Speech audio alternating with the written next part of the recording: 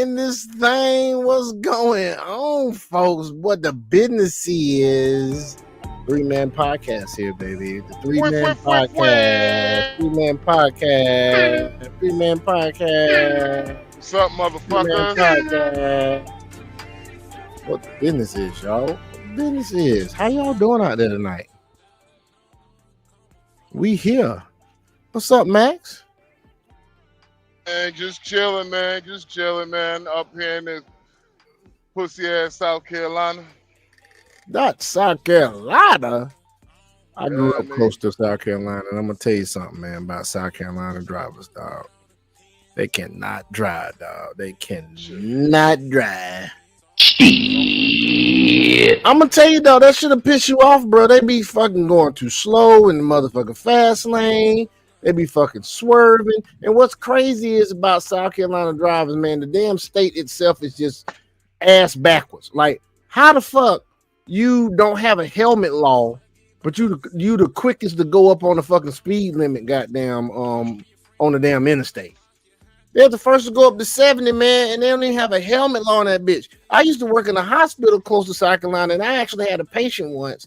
Came in, the top of his motherfucking head felt like jello, bruh. He had a goddamn accident going 120 miles an hour, bruh, on a motorcycle in South Carolina, and he ain't had no helmet on, bruh. Man, this chick is man. I swear to What's going on, dog? My ex, bro. I swear to God, boy. She Speaking of exes, I had one contact me this weekend, like out the blue, like, what the hell? We don't get down like that, shouter. Bruh, she literally like is mad because I asked, boy, this is the reason why I don't like fucking WhatsApp. What are you talking about? I was adding my girl, and I added my ex to the WhatsApp group. I was like, what? The fuck?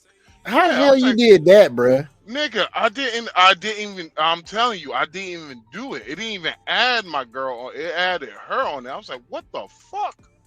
Mm-hmm. So, because it was a group chat for my girl and her mom. And so okay. I see I see her ass message me in the group chat. I was like, what the fuck? Oh shit. I hurried up and kicked her out and shit.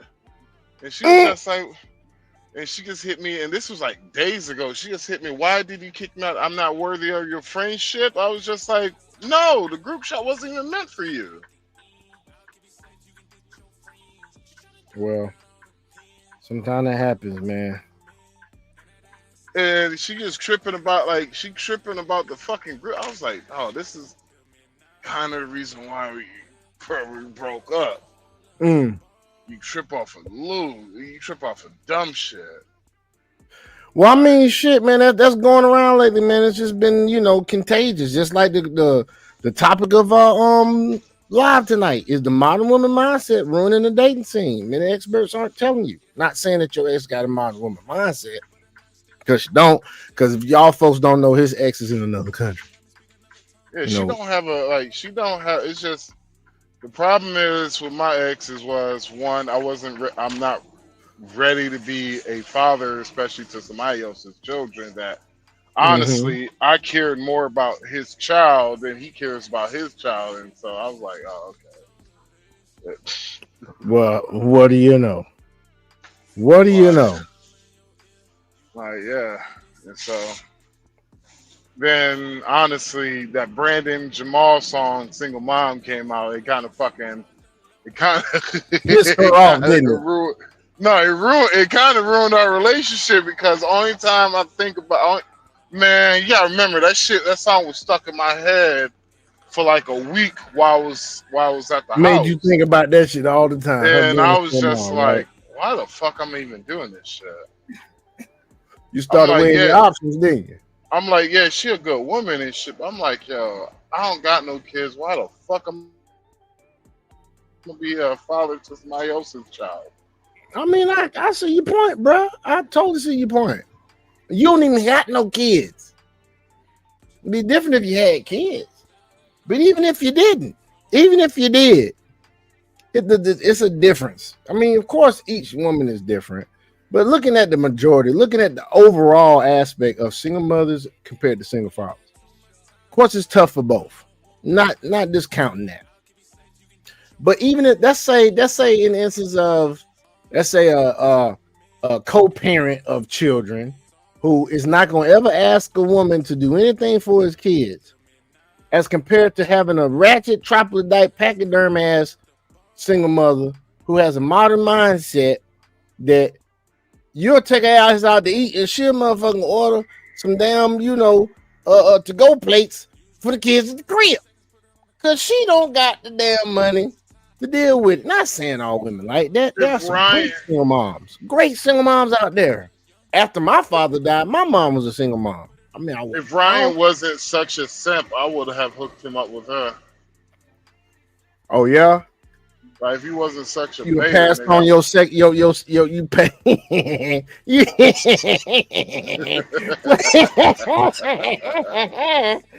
dude, so you telling me you would have passed on your seconds, bruh?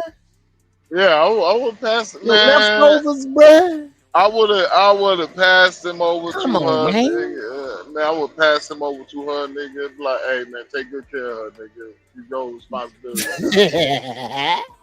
Hey, folks, what's up, man? That's how we do things right here, man. We got 160 people out there watching right now. Why don't you come in the comments and say something? I mean, just don't sit there and just be, like a little, just sitting there like you're viewing in an aquarium or something. We swim around, we some sharks. That's what it is. We some sharks right now. And y'all sitting around just watching us through the damn glass. Same time to us hell. But anyway, folks, relationships matter. And you see what he just said. He would have let that simp ass Ryan, stupid ass passport, bro. He's definitely a passport, bro.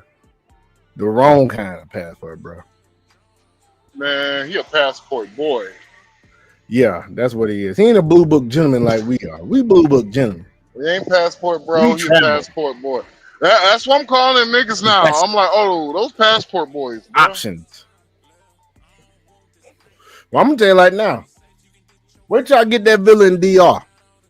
I'm gonna definitely benefit from some passport bros, quote unquote, passport pookies.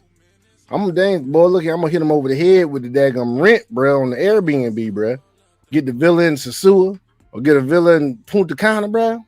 You know them jokers going for $69K now for 2 bedrooms, bro. $69K with a $10,000 deposit. And you can save your place with $1,000. Did it go? Oh, the price went down? I believe so. I think the 3 bedrooms are like 79 to like 80 grand. In Punta Cana? Yep. Yes, sir. Hey, folks. Shall I be down going half on it with you? Bruh, hey, folks.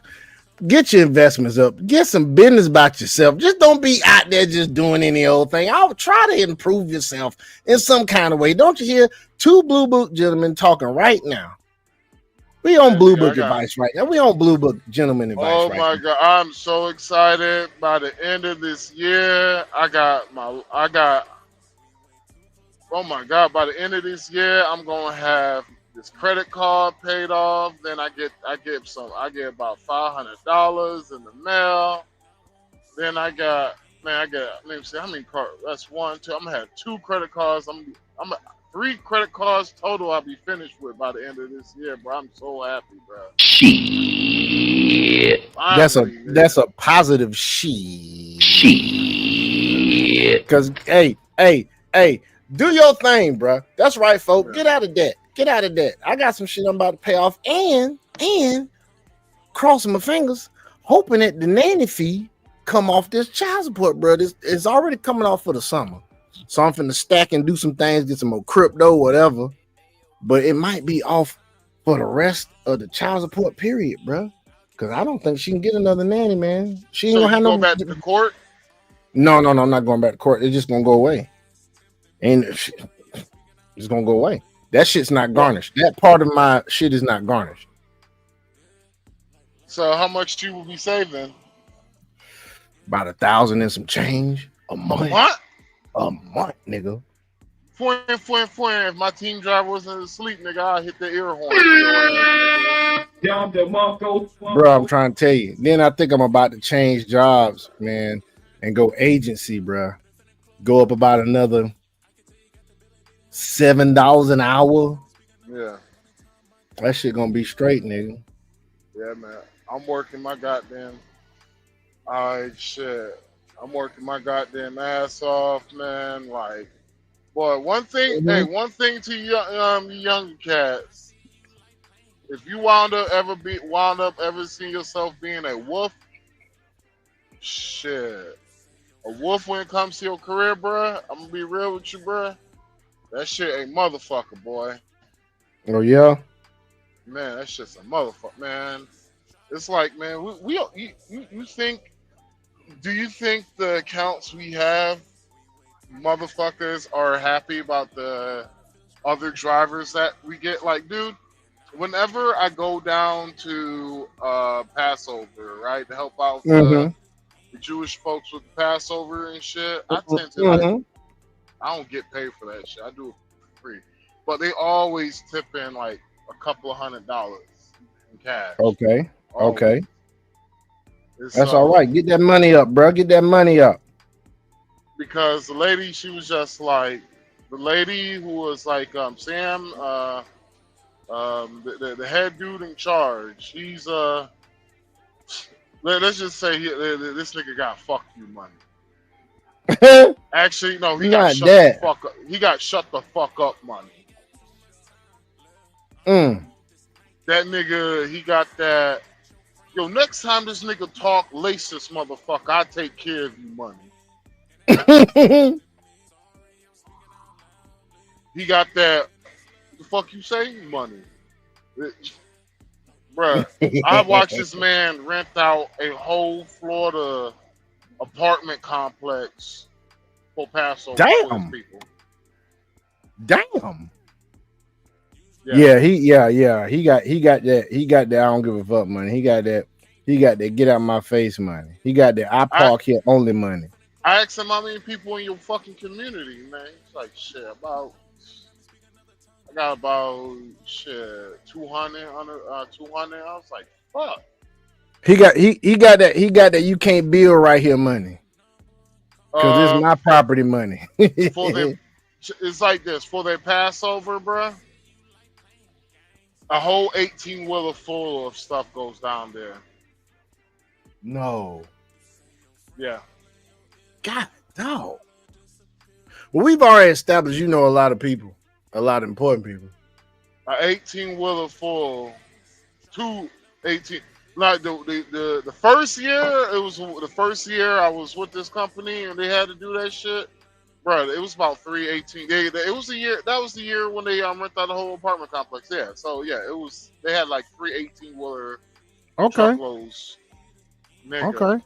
these motherfuckers have a forklift and the subdivision. I'm like, yo, I would love to know. Like, I'm like, I would love to be on that level, but it's like, at a sense, I kind of would never want to be on that level too, because you have so much. You have so many people relying on you. Right. Hit that like, hit that subscribe, hit that share, hit that like and subscribe and share, folks. And that kind of has always been my fear, a little bit, you could say. Mm-hmm. Is that my some of my greatest fears have been, like having a lot of people depending on me and failing again, Damn. again, Again. again. I think there's a It's, lot of guys' fears, man. I mean, I think you know what? Fear is the root of procrastination. Just in case y'all didn't know that shit. That's why some people end up not starting businesses, not, making investments, not taking that risk that hopefully is calculated. Taking that calculated risk that you should take. The procrastination comes in, you don't make that move, you don't call that investor, you don't get on that, that website and move that crypto here or there because of fear. So I I'm told sorry, him to Sean. get him.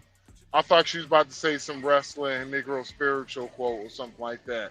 Pain is just weakness leaving the body. I'm actually about to say something after. Boy, you dumb. Boy, you are dumb, man. Do me a favor, Real. please. Get out of here. Get out of here, man. I'm Tell you, man, trying to you a be trip. funny, y'all. I'm trying to be funny, y'all. I Y'all ain't work heard pretty shit yet. hard.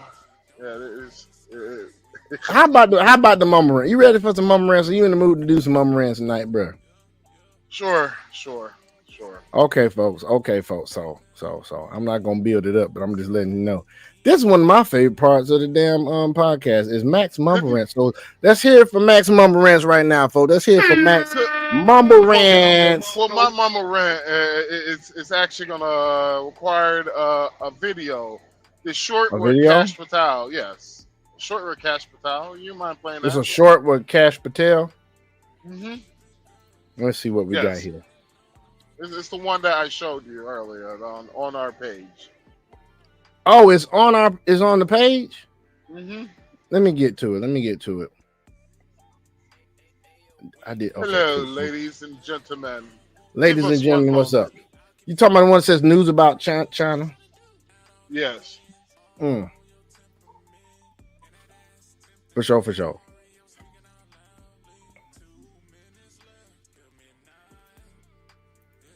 Let me get this thing. Excuse me, folk. I just got to get this thing, queued up. All right, folks. So this is something that we're going to be showing real quick. This is from The Hill, which is your middle of the road, non-biased Nigga, publication. hold on, nigga. Go to What? the. I have a YouTube short. What you doing? That's the one. Is that not the one? No, nigga, that's not even short. Hold on, That's a bro. video. Hold on, bro. I saw the one that said Cash Patel, and I automatically went to it. Hold on, dude. Do. You put it in YouTube Studio, bro. Nigga, if you, oh my god. I know, man. I know. Don't give me a moment. Give me a quick moment. Go Okay, is to, this? It says COVID-19, Dr. Fauci, or yes, that's it. you said you? Oh, Cash Patel says okay. That's different. I saw one that said Cash Patel on the thing, man, and I just automatically thought it was that. All right, so let me mute up. On Fauci. So Senator Rand Paul, Senator Kennedy, and I hate naming names because I always forget people. Can you hear that, bro? Could you hear Yes, that? yes, You could yes. hear that. Okay. Are doing a great job with us on COVID origins, and we've got multiple investigations open on that. But they had always been looking for Fauci's original phone, or not original, but phones and devices he used while he was Fauci back in Trump 1 during COVID, and nobody had found it till 2 days ago. Really? Yeah. Now look, your audience and everybody listening to it shouldn't jump to the conclusion everything's in there. We'll look at it, we'll pull it, we'll rip it, as we say, and maybe it's deleted, maybe it's not. But at least we found it, and at least now we can tell the American people we've been looking, because it is of public importance to figure out, did that guy lie? Did he intentionally mislead the world and cause countless deaths? We owe those answers to the American people, and the best evidence ever is always the people's evidence who create. Lock his ass up. Lock his ass up. You're going to jail. You're going to jail. Lock his ass up. Lock his ass up. Hey, you're going to jail. Going to jail. Hey, so go ahead, man. Go ahead. Opine. The floor is yours, bro. So, lend me your ears, my ladies and gentlemen. Please lend me your ears. Not only lend me your ears, let me reason Turn around. with your judgment and plead with your reason. 2020 was quite a fucked up year for a lot of people. Let's just be honest. I'll be honest with you. Some of the bullshit we're seeing now in society is honestly a lot because of what happened in 2019 because of COVID-19. Now, this is just my opinion only. This is not facts. But I do believe there has been a lot of stuff that has been, there's a lot of stuff that they did not tell us. There's a lot of stuff that they hid from us.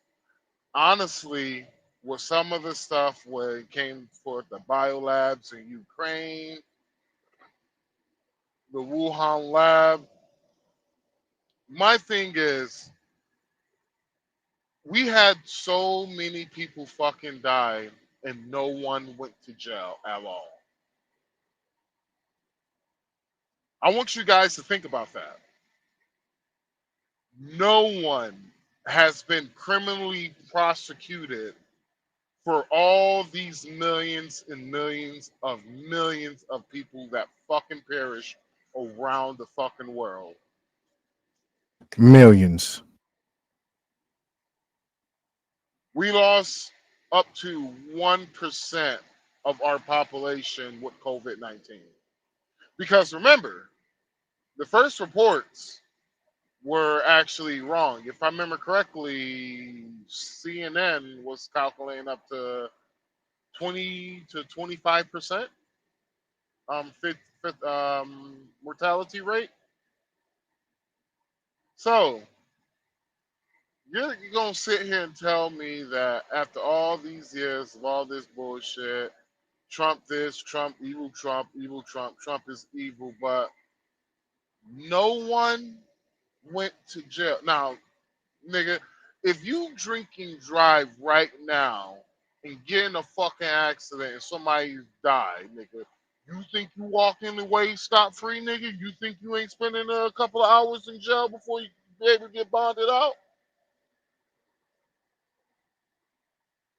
Name me one person who went to jail. Please name me. Name me. Name it for me. So no one has gone to jail. The shit that pisses me off the most is that motherfuckers want to talk about shit that really doesn't even matter. DEI. Shit doesn't matter. Shit really doesn't matter. I'm like, dog, let the best person get the job. If you ain't the best person, then you need to go back in the fucking closet. You need to go back go back to the studio, go back We to ain't the gonna get lab, on DEI and because work I've some been a shit up. victim of that. Just recently, I was a victim of some DEI bullshit. We ain't gonna get into that shit. Yeah. Go back to the lab and work some shit out. But see, you niggas don't want to do that. You niggas lazy. There's a lot of You that going niggas around. you niggas want shit for nothing. And you want everything. You want shit for nothing, but you want it all. I have no problem with that. The Sounds like problem entitlement to me. the problem I have with it is, yeah, it's entitlement.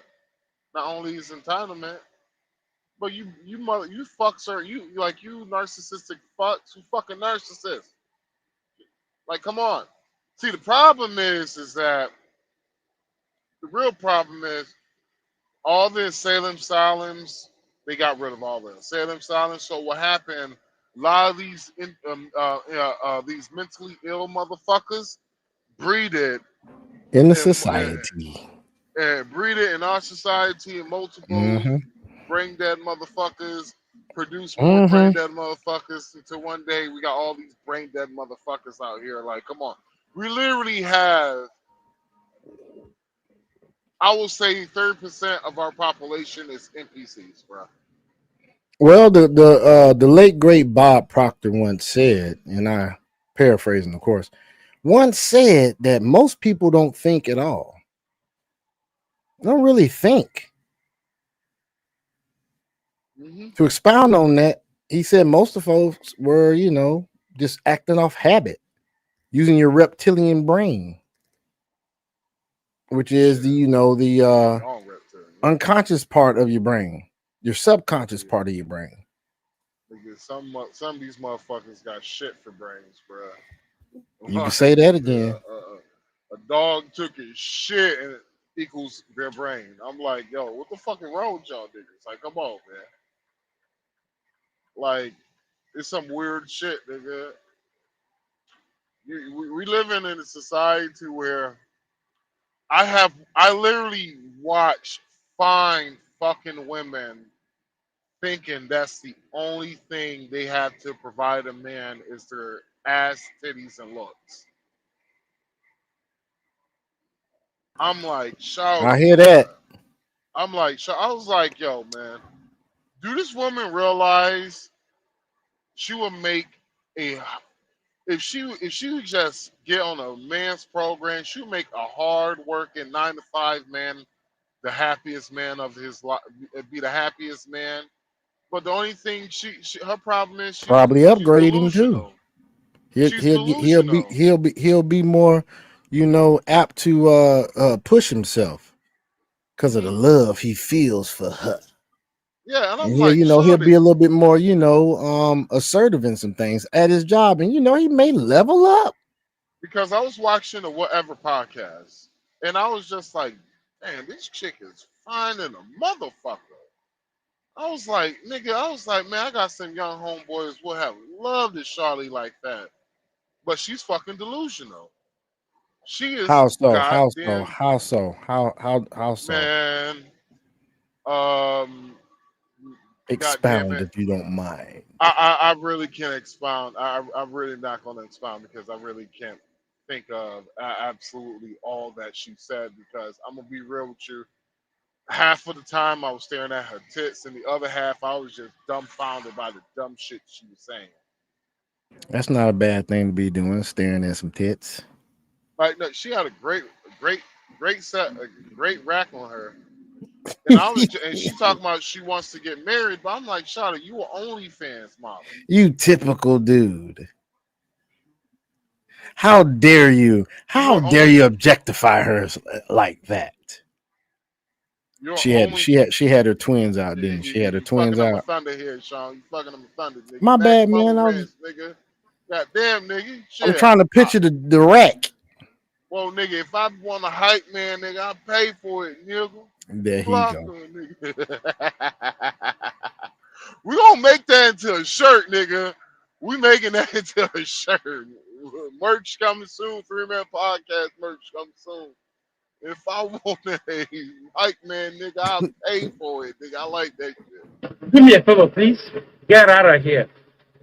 Get out of here, man. Have a fat dude yelling at another fat dude.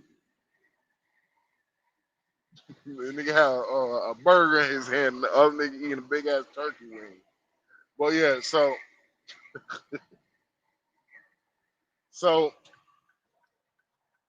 god damn, I forgot what the fuck I was at. I forgot what was that, Sean. You forgot where you was at, bro. Yeah, I forgot where I was at, nigga. I forgot. I just went dead. Everything just went goddamn blank. Goddamn, everything just went blank, nigga. Well, get back to the Fauci thing, then, dude. Get back to the Line, Fauci line, line. thing. Get back to the Fauci shit, bro. Before we No, switch nigga, subjects again. I fucking was, I was daydreaming about what her tits look like. I was just like, I forgot everything, nigga. I need a line, nigga. Line, we in a play, nigga. Line, help me. But yeah, man. So then there was another woman. There was another episode I watched. It was Andrew versus a radical feminist who fucking rage quit. And this Andrew said something that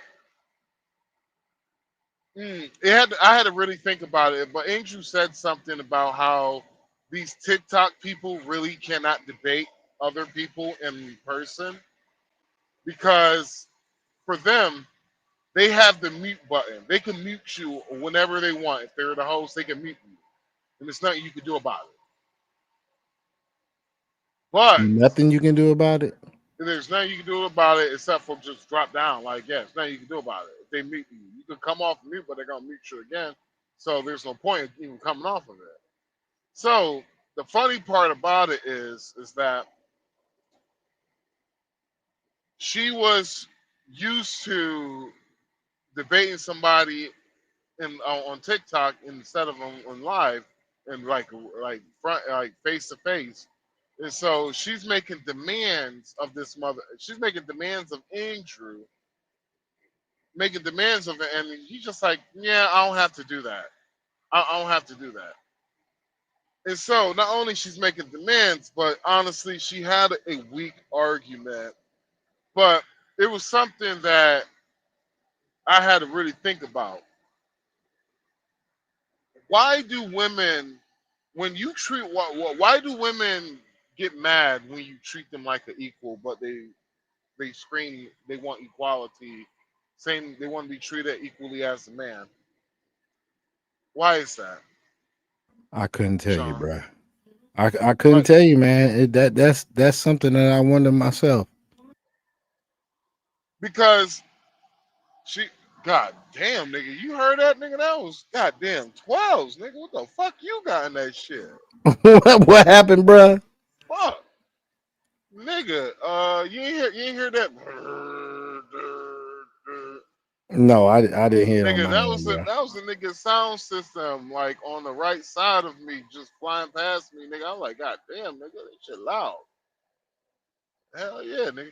But yeah, so ladies, Ladies. if you want to be treated as equally as to a man, we could do that. But you cannot be asked to be treated equally with kid gloves.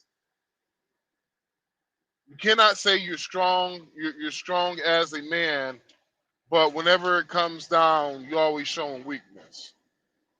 I don't understand what the hell happened to y'all women, but I'm gonna be real with y'all. Y'all some of the weakest women in known existence, bro. Y'all some of the most weakest fucking people nowadays. The women of the past will be ashamed of y'all bitches. The rights that a lot of y'all women piss it away, and the privileges that y'all got from the women y'all piss away. Some of the rights y'all got now, bro. You were some of y'all ladies, yo, women actually fucking got their asses beat to get y'all those rights. And what did y'all do? Well, you managed to evolve yourself all the way back into whores. Honestly, I didn't see that coming on my this part of the Millennium Puzzle. I did not see that coming. I'm gonna be honest with you. I was baffled whenever I realized it's easy getting pussy nowadays. Because when I was growing up, it was hard getting pussy, bro. I'll be real with you, bro. About 50 to 100 bitches told me no before one bitch said, yeah, nigga, Kraydell, beast in this motherfucker, bro. But yeah, ladies, yeah, I'm disappointed. I'm continuously being disappointed. Not only I'm continuously being disappointed, but fuck you, absolutely fuck you, you fake fucking feminist, fuck you. That is it. That's right. That's right. Light into him, bro. Light into him. That is all. That is all. That you just gonna stop right there. Just gonna leave That us is all, hanging right man. there. To Really? be continued. Till To next be time. continued. Till next Boy, time, I bitches. swear. Man, I tell you. I could have sworn you going for another 10, 15 more minutes, man. You know I'd how you love are. to, man. I'd love to, man. But god damn it, this man, a big ass bug splatter on the windshield, nigga. And this shit is literally fucking with me right now, bro. It's blowing you like that, bro. Pause. No, like you know how you get like a bug hit the windshield and shit. Uh-huh. Well, this shit just smeared into the window. Like it ain't even fucking clean. It just smeared in that bitch. Really? Yeah, and so it's like right there in my eyesight, like my eye view, like where my eye view is at, man. That shit is fucking with me, bro. Let me try to Well, clear. damn, I'm sorry, man. I'm sorry, bro. That's all We good. we we can go on. Stop We can go on blaming to the next subject, man, which is we gonna get into all this damn shit about because how not to be like that. dragging is almost upon us, and so we gonna get into this shit. What's going on in the the dating scene and shit, man. So let's see what we got the first thing to talk about here. Let's see what we have here. Let's see here. What is this here? What is this here that we have? Hold on, I'm queuing it up, folks. Don't mind me. Don't mind me. Oops. Cue this thing up, y'all. Get out of here, man. Get out of here, man. Boy, you dumb. Let's go with it. Dooring is a cyclist's worst nightmare. Being doored is when a car door unexpectedly opens. So I didn't know this. Actually, it's so weird. When I think of America, even though Dallas is like massive, I never hear about it. Never hear about it. It's always like ATL or No. LA, New York. Those are states. Dallas is like a complete afterthought. Dallas is a city. But apparently dating in Dallas is really, really bad. A lot of the women are struggling because the men are hiding. They ain't coming outside. In Dallas, I've gotten so many men ask me for my LinkedIn. Every time it's like, hey, what's up, how you doing? Or whatever. It's like, okay, LinkedIn. This is like, obviously in Houston, like, it's like, all right, social media, Instagram, whatever. That's fine, but it's just so funny and it's telling as to the culture in Dallas versus Houston. It's funny. Ma'am, if a man is asking for your LinkedIn, he don't like you. He trying to do business. I don't know what to tell you. There's no, oh, this is just the culture. No. He wants to do business with you. You don't start texting on LinkedIn. You trying to get his money up. Maybe I'm a little biased, but I feel like the men in Dallas should have no issue being on dates and dating women and getting into relationships, because when I say the girlies here are ready, I just saw this man post that he moved to Dallas and the girls are flooding his comments. Talking about, hey, welcome. Hey, neighbor. I'm like, oh, the girls are eager for the men. I'm here for it a little bit. I don't think I could give that man that much attention publicly, but if you're a man and you single in Dallas and you don't want to be, I'm honestly confused as to why. Like, what are y'all doing? Are y'all going on apps? Are y'all going outside? I do know men in Dallas. I think it's just the Dallas culture. I feel like men don't really approach in person here like I'm used to back home. But if you a man in Dallas and you ain't got no girlfriend or a fiance or a wife and you want one, what's the holdup? Because the girl's pretty. They got their head on straight. They work corporate jobs. They doing what they need to do. What's going on with you, Boogie? Hold up. I just realized something. In my intro, I was thinking about Texas. Okay, because Dallas, Texas, Houston, Texas. There we go. Texas, Self-correction. New York, LA. They're all states, right? So what is the? They're all states. You know. Go ahead, man. Go ahead. Do you have a keyboard? Yes, I do. You know you can press the space bar instead of having a. Yeah, I know it wasn't selected on it. That's why I couldn't do it that time. Oh, okay. I was about to say, Yeah. It'd be easier to help you out there. Yeah. I didn't know if you knew that or not. We ain't gonna watch this whole thing, man. I'm trying to let him land his plane. Oh, okay. Yeah. We're not gonna watch the whole thing. And then we're gonna opine on it. Then I got a couple other clips. Okay.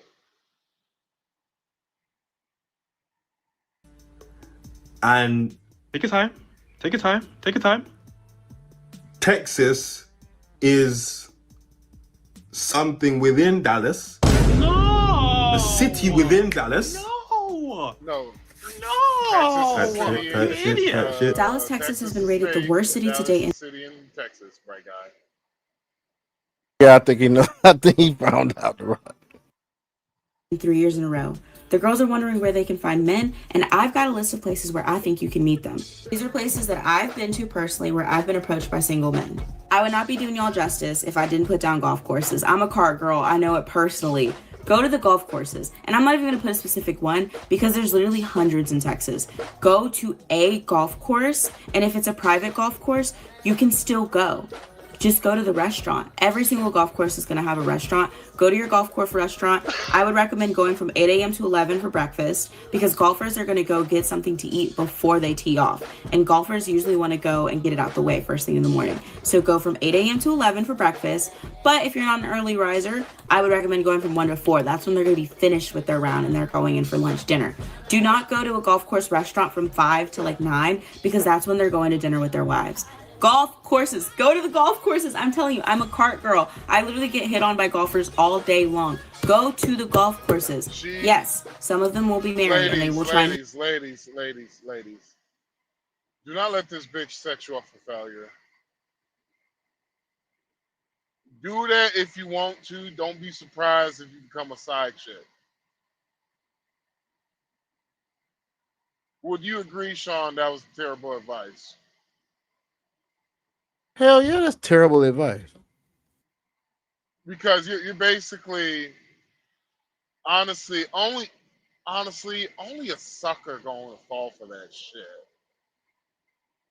And so basically, you're getting a man that you're already going to complain about in the future. So what's the point? Like, ain't no fucking golfer who's going there to fucking golf is gonna be like, man, I might as well try and get this pussy. I'm like, nah, nigga, that's what top golf is for. Basically, if you do that, you basically your plans are, well, I'm going to be a side chick. So yeah. But besides that, man, I help you ladies out. All right. I'll put y'all ladies on game. This shit is free. All right. I usually don't do this shit, but all right. If you in the state of Georgia, or if you like in the southeast, I'm about to put you on game. There's something called Ingles. Ingles grocery store. If you go to Ingles, they have what you would call a hot food selection. Usually, most Ingles have one. I haven't been to an Ingle yet that doesn't have a hot food selection. So, go ahead, go over there, bring yourself a nice little book, and sit down. Now, what you're going to experience is you're going to have a lot of blue collar men going there to grab some lunch. Whatever one trying to sit down, trying to holler at you, that's the one you got them qualified. Oh yeah, don't go. I wouldn't even go there. No makeup, none of that shit. Natural face, all of that shit. Wear something that is average looking, make you look like an average shit. Whatever man trying to holler at you, that's the man you fucking qualified for. Best advice I can give you: go to Ingles. Any state, go to a fucking grocery store that has the same shit. Usually, go to the spots where all the working men go to get a quick bite to eat. Boom, ladies. That's how you will find some single fucking men.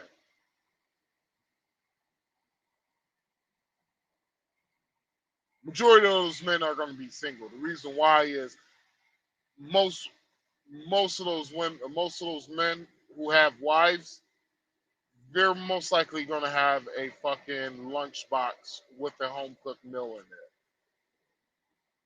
So, yeah. Here you go. Good take on that, bro. Good take on that. Hit on you. But there are mixed and single ones. And if there aren't, they will, I'm telling you, they will try and put you on with their sons, their grandsons. Go to the golf courses and become a regular. Now, I'm not a football girly, but I am a basketball girly. The American Airlines Center. Because they're going to be like, oh, this is easy booty. Fucking dumb fucking broad. Dumb. Y'all be giving the, bro. When Kevin Samuel said women keep women single, he wasn't bullshitting, but man, that was probably the most truest shit he ever said in his life, nigga. I have never heard words that prophecy like that in my life, nigga, because that shit was goddamn true, bruh. Like, bruh, what in the right mind do you think a guy who could afford a private golf membership to golf during the fucking week, during a work day, who could golf during the day, what the fuck do you think you qualify for marriage for his son? What the fuck you think you qualify? Bitch, you are a fucking caddy, bro. Literally, the description of your job is to wash balls. Boy, you stupid. You stupid, bro. Boy, you dumb. I'm just saying, bro. Some of these ladies be saying, bro, it be the most dumbest shit ever, bro. It be some of the dumbest shit you will ever fucking hear, Sean, man. I'm telling you. Oh, I bro. believe you, man.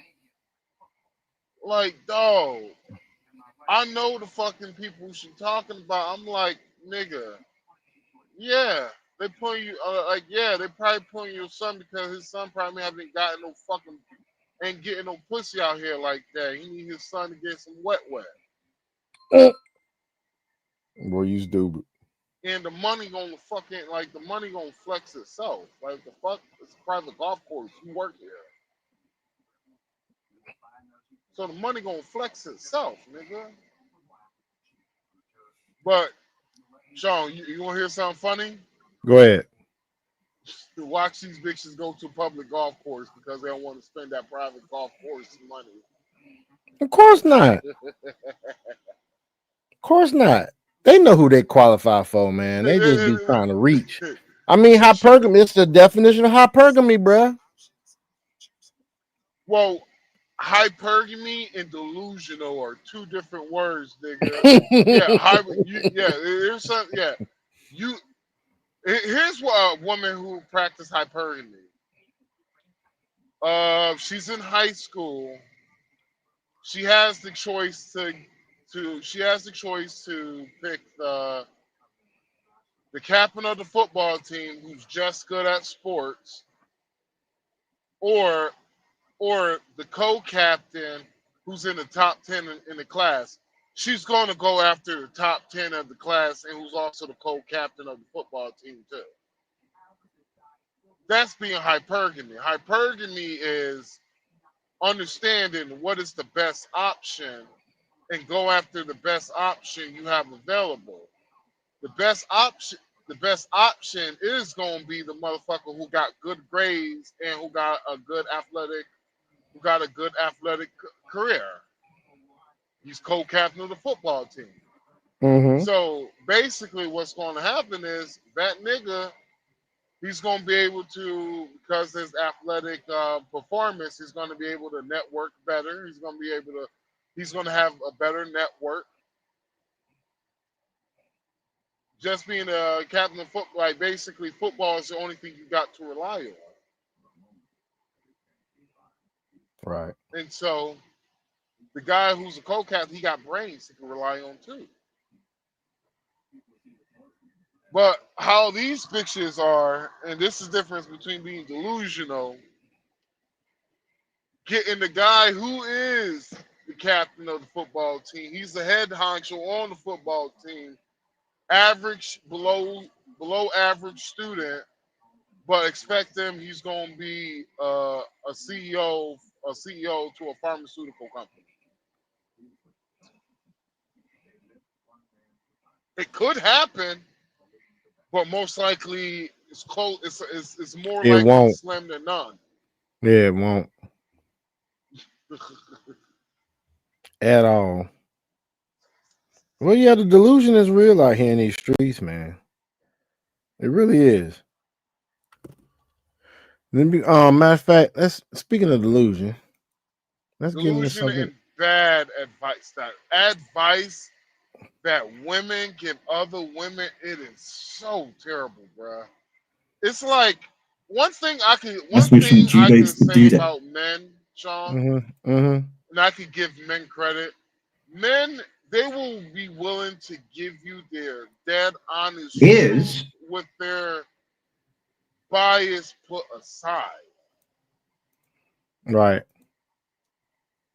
Like, it's like when I tell women on how they could get, how they need a man, I put my bias to the side, put my, my morals and my worldly views. I put that shit to the side, and I just basically tell you what it is. I'm like, yo, they did not build a society meant for one person, and the person who's surviving by themselves, they're fucking rich, or they're planning on going to the woods and dying in the woods.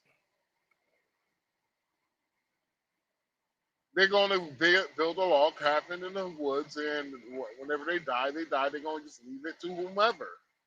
They're going to leave Right. everything to their fucking dog. And so whoever the owner of the dog is, now this is yours. Yeah. But that's the difference between, men and women. Women will give women, especially older women will give younger women bad advice because the men that they're in competition with,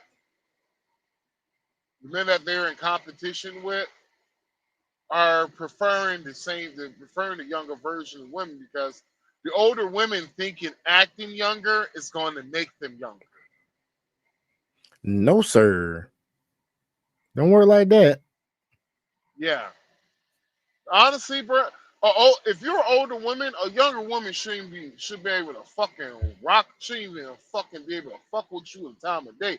The problem is with you older women is it's like, yo, y'all got the same mindset as a 21-year-old, and I'm like, you're 35. I'm like, shit, the man might as well go with a 21-year-old. At least he get a younger bitch with less trauma and dick. Mm-hmm. Like, come on, come on, let the truth be told. Preach, brother. The delusion is real, bro. Less trauma, less dick. But you older women now, you're like I seen a fucking grandma. I ain't gonna lie, grandma, boy, she was sexy in the motherfucker. I ain't gonna bullshit. She was sexy in the motherfucking titties, god damn it. Had them bitches out. But the problem is, I'm like, bitch, you got grandkids and you still going out to the club dressed like this? Men do not, and this is the reason why I have a problem going to the clubs. I don't want to be the old nigga in the clubs no more. Hell no. Who want to do that? Basically, being the old nigga, it basically showed you life just passed you by. And you have not grown yet. That's why I told my sister wanted me to go to a club with her. I was like, man, I ain't going to no fucking club. She was like, why? I was like, I don't go to clubs no more. She was just like, come on, no, why? I'm like, I don't want to be the old nigga in the club. I'm like, Hell honestly, no. honestly, what the fuck do I have in common to talk to these niggas about? Right. Like, I'm on a different level. Like, nigga, I'm like thinking about investment properties and investment businesses and all that shit. Like, I remember a last event I went to, and I had these younger bitches trying to talk to me and shit. And I'm be honest with you, bro, I couldn't even have a conversation with them because of the fact that I didn't know what to talk to them about.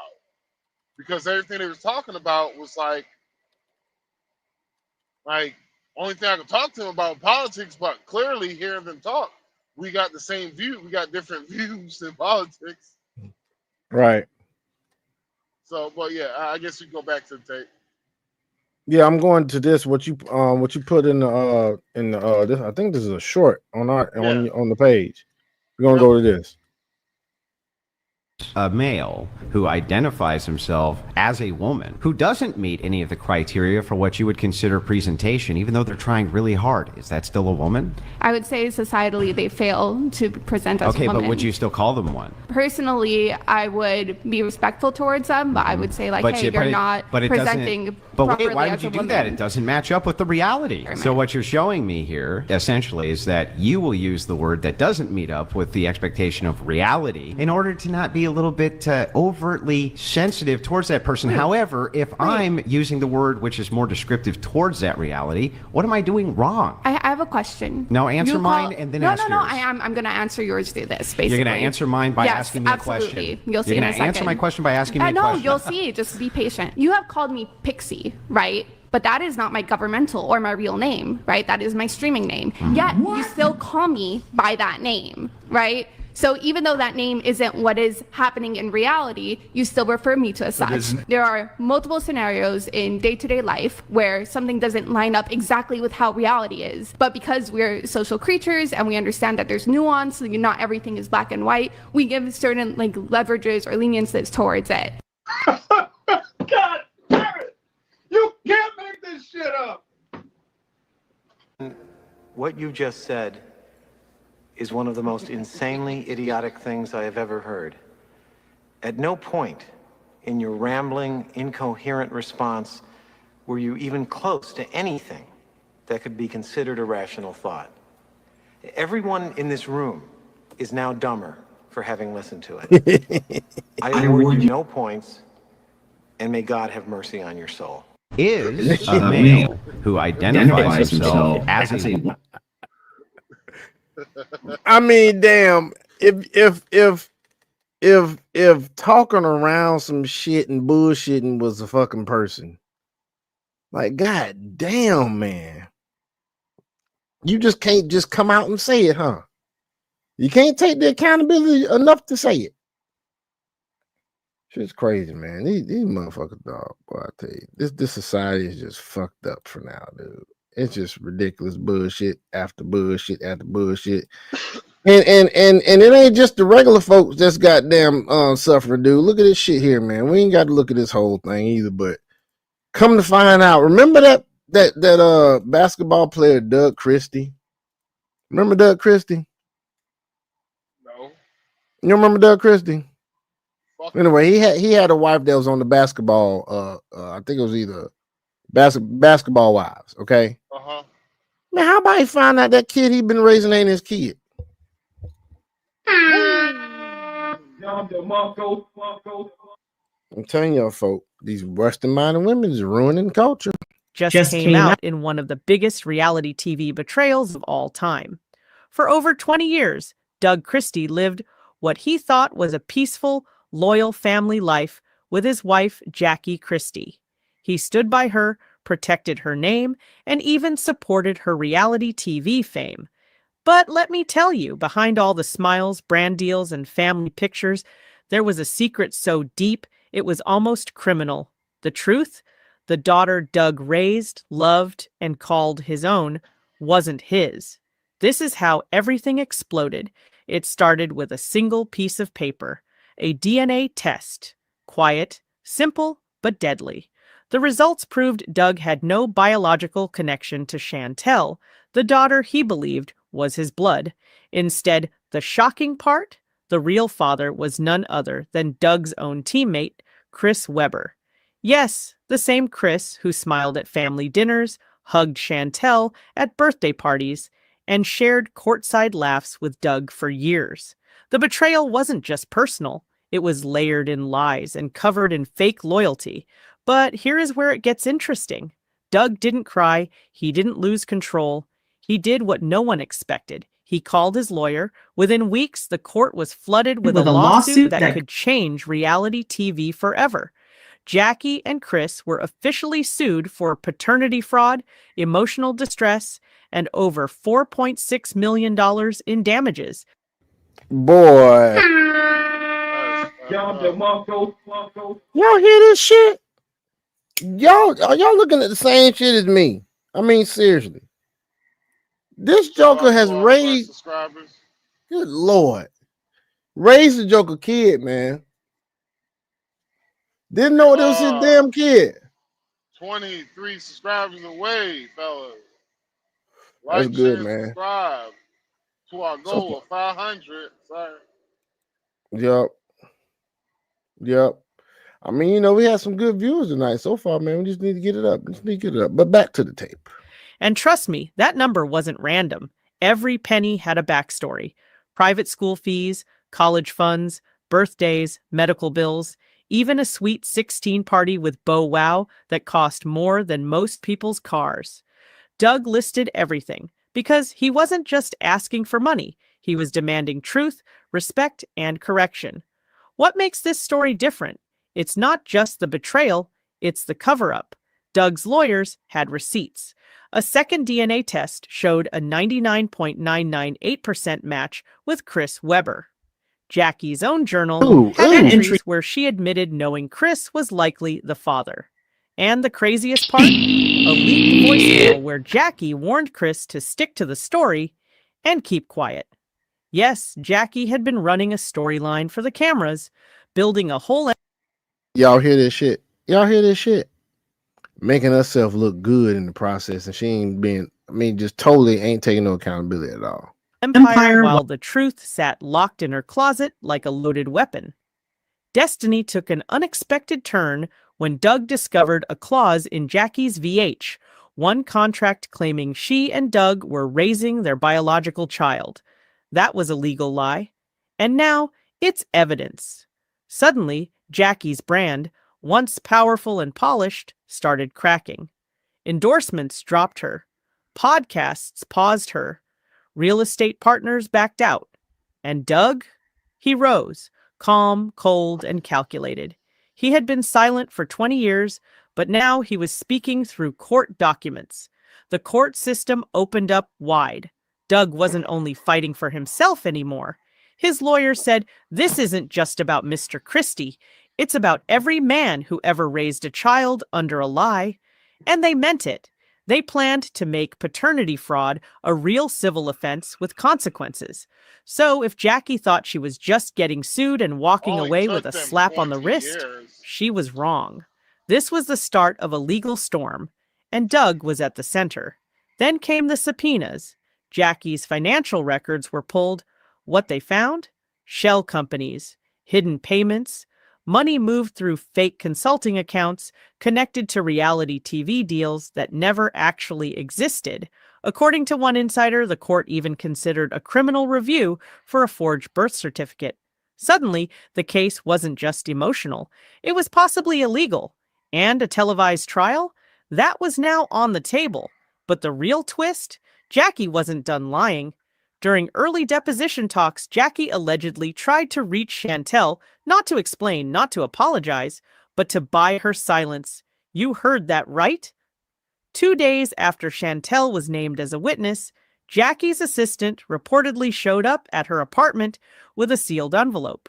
Inside, $15,000 in cash and a handwritten note that said, "You don't have to get dragged into this. Let your parents handle it. I'll take care of you like I always have. Boss, that's witness tampering." And Chantel didn't fall for it. She took pictures of the envelope, saved the note, and handed it all straight to Doug's lawyer. Within hours, Jackie got hit with a cease and desist, and the court was notified. Her response? She jumped on Instagram Live at 2 a.m., rambling about loyalty and betrayal. See this shit? Come on, man. You cannot take any accountability for this. Talking about loyalty and betrayal, and you the one that got the kid that you ain't tell your husband that you been with all them years that is Chris Webber kid. Then ended the stream mid-sentence. It was a mess. The comment section, brutal. One viewer said, "This ain't basketball." Bro, where you been at? Chris Webber, yes. And what's his relationship with Chris Webber? Is that a teammate? Yes, teammate, bro. Bro, man, no, bro. That is... You know what, bro? That's one thing I could say about athletes, bro, that they they all be fucking around. They all be fucking the other, be fucking their teammates' girls and shit. That shit weird, bro. That shit is so fucking weird, bro. Why? It's your teammate, my nigga. You gonna fuck your teammate? That's like fucking your homeboy's girl, nigga. That's like fucking your brother in arms in the military's girl, nigga. And you in the military, nigga. Man, that shit foul, bro. Fuck these niggas, bro. You know how you can say my bad, bro. Go all right, bro. All wives, girl. That shit This is foul, court. bro. Now, Jack. It is wild, bro. I mean, think about how close that is, man. Nigga, that shit like when you see shit like this, man, it's like that's the reason why. It's kind of one of many reasons why not to bring your girl back to the United States. Yeah. You might pull a bad bitch. You might have niggas in your friend group might be envious of you because you got a bad bitch, they don't. Right. Don't try to fuck your girl, nigga. That's how they do, man. That's how them punk bitch ass niggas do, man. And so that's the reason why I stay the fuck away from I'm like, yo, just stay the fuck away from me, bro. Like That circle small, bro. To the fucked up women, stay the fuck away from me. The fucked up dudes, stay far the fuck away from me, bro. I mean, this chick had the nerve to fuck his damn teammate. Get pregnant by this cat. Then push off the baby like it's his. For all them years? Talk about vindictive, bruh. She was strategic, bruh. And that's why whenever that topic of who's more foul, men or women, and women will get upset when I say women are the ones that are the most foul is out of men. How's And that they are. possible? Yada yada yada. I'm like, a woman will fucking have a kid and try to put a baby up against, will have you raise another man's kid. Mm-hmm. Then You don't even know what's play the going on. victim. Then play the Yeah. victim. Turn around, play the victim like it's your fault. That Well, it's your fault that they cheated on you and had a kid by another dude, and then proceeded. It's your fault that they proceeded to lie to you all these years and let you think that that's your kid. It's your fault. It was like that one ex I had who cheated on me. And she cheated on me. And the reason why I found out that she cheated on me is because I had to go to the doctor to get a check. So, and I went to the doctor. All was great. All was good. Scot-free, baby. Hell yeah. Scot-free. Okay. Basically, I ain't get burned. That bitch surely got burnt though. And here's the gaslighting with her ass. First, she accused me of giving her a STD. Damn. Then I was like, well, let's go to the doctors together then. Let's go to the doctors. We What's both good, went bro? to the doctor. What's The up, Dragon? What's up, Dragon? We went to the doctor and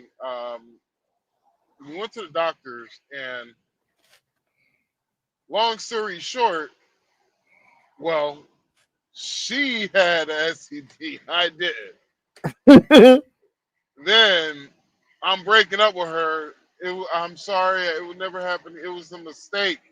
And I looked at her and I was just like, bitch, me ordering a steak from a steakhouse and I asked for medium well and they give me well done. That's a mistake. Bitch, you had a choice. I was like, what was the mistake? You fucking the dude? You sucking his dick was a mistake? You putting the condom? You not Slobbing wearing a it all the way condom down, was not a looking up at mistake? the nigga. I was like, no, bitch, that was a choice. Yep. You chose. I was like, you instead of you fucking around with another dude, you chose what you chose, and you could be with me. You could have Mm-hmm. you chose what you chose instead of dealing with me. You chose that. Funny thing about it is, victory always comes in my favor, nigga. Funny thing about it is, I break up with her, she gets with that nigga, get caught up in the drug ring. Damn. Now Damn. facing drug charges. Damn. Damn. Then Nigga. then here's the lack of accountability. She tried to blame me if I never broke up with her. She would have never went down the wrong path. I was like, get the fuck out of You here, got to be kidding me, dude. You have got to be kidding me, bro. You lying, bro. nigga. You I'm lying, telling you, bro. I wish I was lying, bro. God. You got to be, got man, hell no. She literally blamed me. She blamed me for her getting caught up. Blamed on me because she met those people through me. Okay. And I was just like, wait 1 second. You met those people through me. Have you ever seen me hang out with them? How many times throughout our short 1 year relationship, how many times have you seen me hang out with them? Zero. 0 times you see me hang out with them. Basically, you always see me do a what's up, walk away. Dap them up, walk away. What's good? How you doing? Walk away. Walk away. Mm-hmm. You the one that wanted to hang out with them. You the one that wanted to fuck around with them. You the one that was basically, quote unquote, found out you was house pussy. Oof. Because when I broke up with you, what happened? 3 days later, you lost your job because you did a no call, no show at work. How do I know you did a no call, no show at work? I was your emergency content at work, and your fucking hired the person who hired you knew who the fuck I am, so they called me asking where the fuck you was at, and I told them I don't know. I broke up with her. Mm.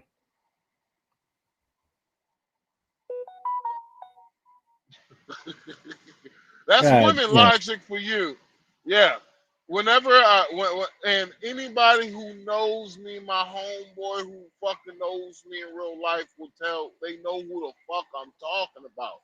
They know the bitch who I'm talking about. Any of my raver homies, they know who the fuck I am talking about. They would be like, Well, damn, I damn, hope they know that who the fuck you bitch. talking about. They be like, damn. We forgot all about that. We remember that dumb shit. That bitch lacked any accountability for her own life. Whatsoever. Remember, this is her life. This ain't my life. My life, hell, I'm in the truck right now, nigga. That's my accountability, nigga. You gotta drive this truck, nigga. But yeah, we go back to the tape. What's up, Dragon? Jackie wasn't just a reality. I was gonna say one of our brothers is on Love and Crossing Borders this evening though. He's literally on there with Andre and them, so I was supporting him for a minute. Who was it? Hold on, let me go back to our group.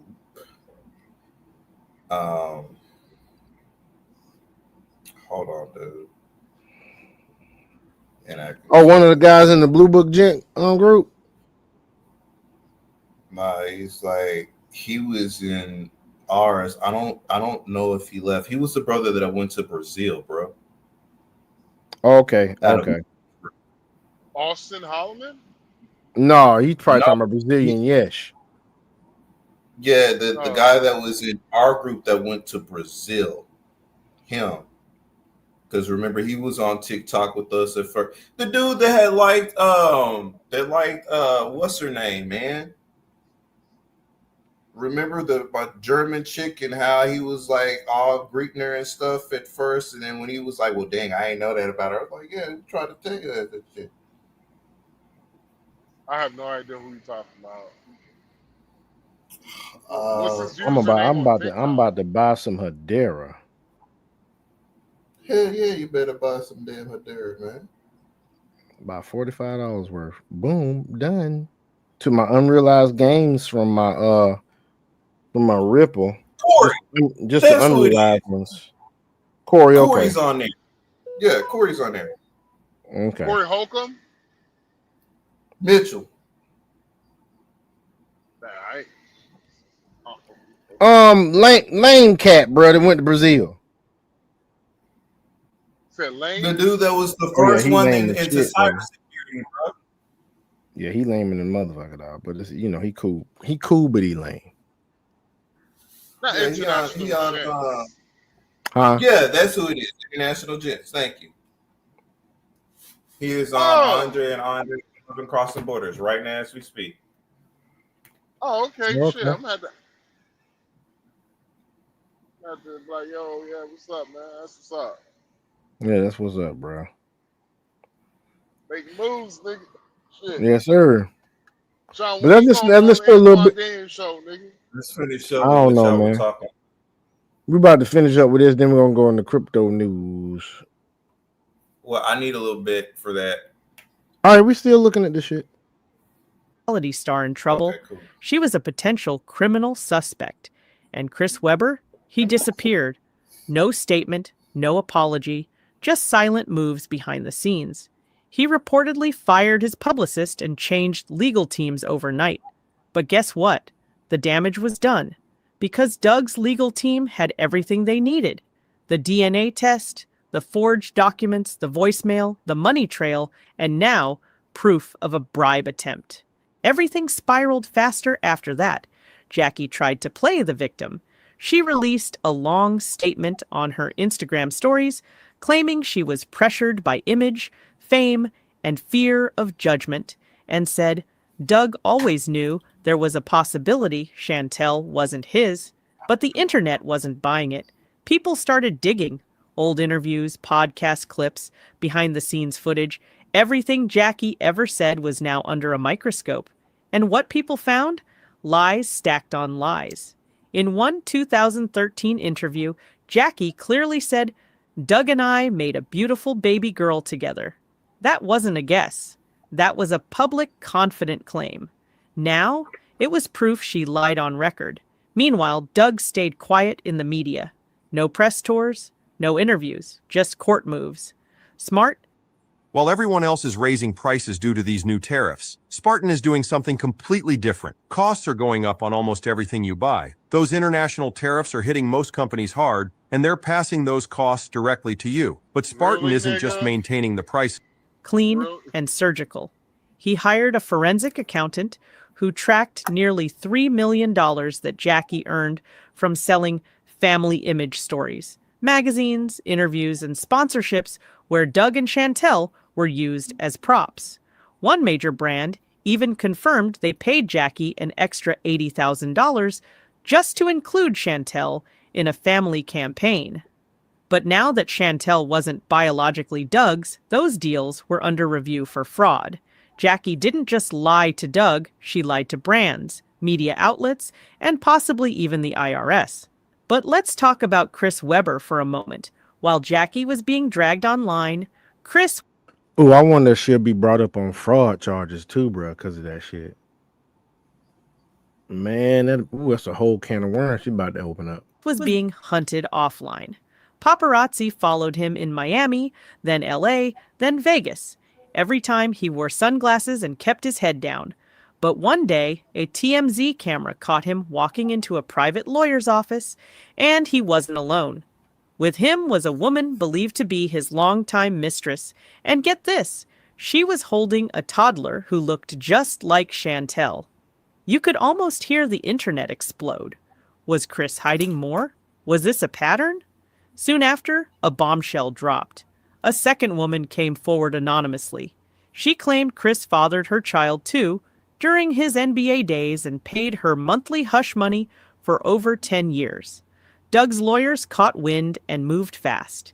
They added a new clause in the lawsuit, pattern of paternity deception, and filed a request to investigate Chris's financial history going back to 2002.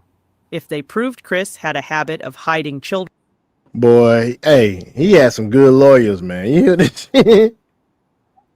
He had some good lawyers, bruh. and making backdoor deals, the court might consider punitive damages, which could push the case past $10 million. Back at home, Chantel was caught in the middle.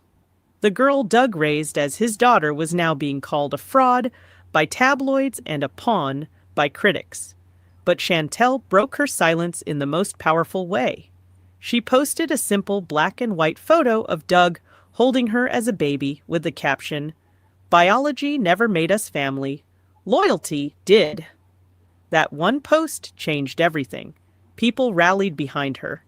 They called out Jackie for using her child as a storyline and praised Doug for staying strong. Overnight, the public flipped. Jackie wasn't just losing a lawsuit, she was losing her legacy. Then came a twist no one saw coming. Doug filed for full legal guardianship of Chantel, even though she was an adult. Why? Because according to legal experts, if he proved Jackie committed fraud while using Chantel as part of her brand, Doug could claim guardianship was necessary to protect Chantel from financial exploitation. And once granted, Doug could sue Jackie again, this time for damages on Chantel's behalf. That move hit Jackie like a wrecking ball. She tried. Ooh, this nigga's playing chess, boy. This dude playing chess. Yo, stop it. I was Arguing. just like, man, why the fuck you again? I'm like, that's some simp shit. Then I'm like, oh shit. Yeah, he switched that bitch up, didn't he? Damn, nigga. He switched that bitch up. Because He switched that bitch up, dog. it was an Uber driver. He told me that he found out. I remember he was taking me to the hospital because this is back when during COVID. I caught not COVID, but I think it was suspicious that I caught COVID or not, but I wasn't sure. So, I was having some problems and shit. So he dropped me off to the hospital and shit. Me and him, like, you know, the drive there, me and him was talking and shit. He was just like, yeah, man, my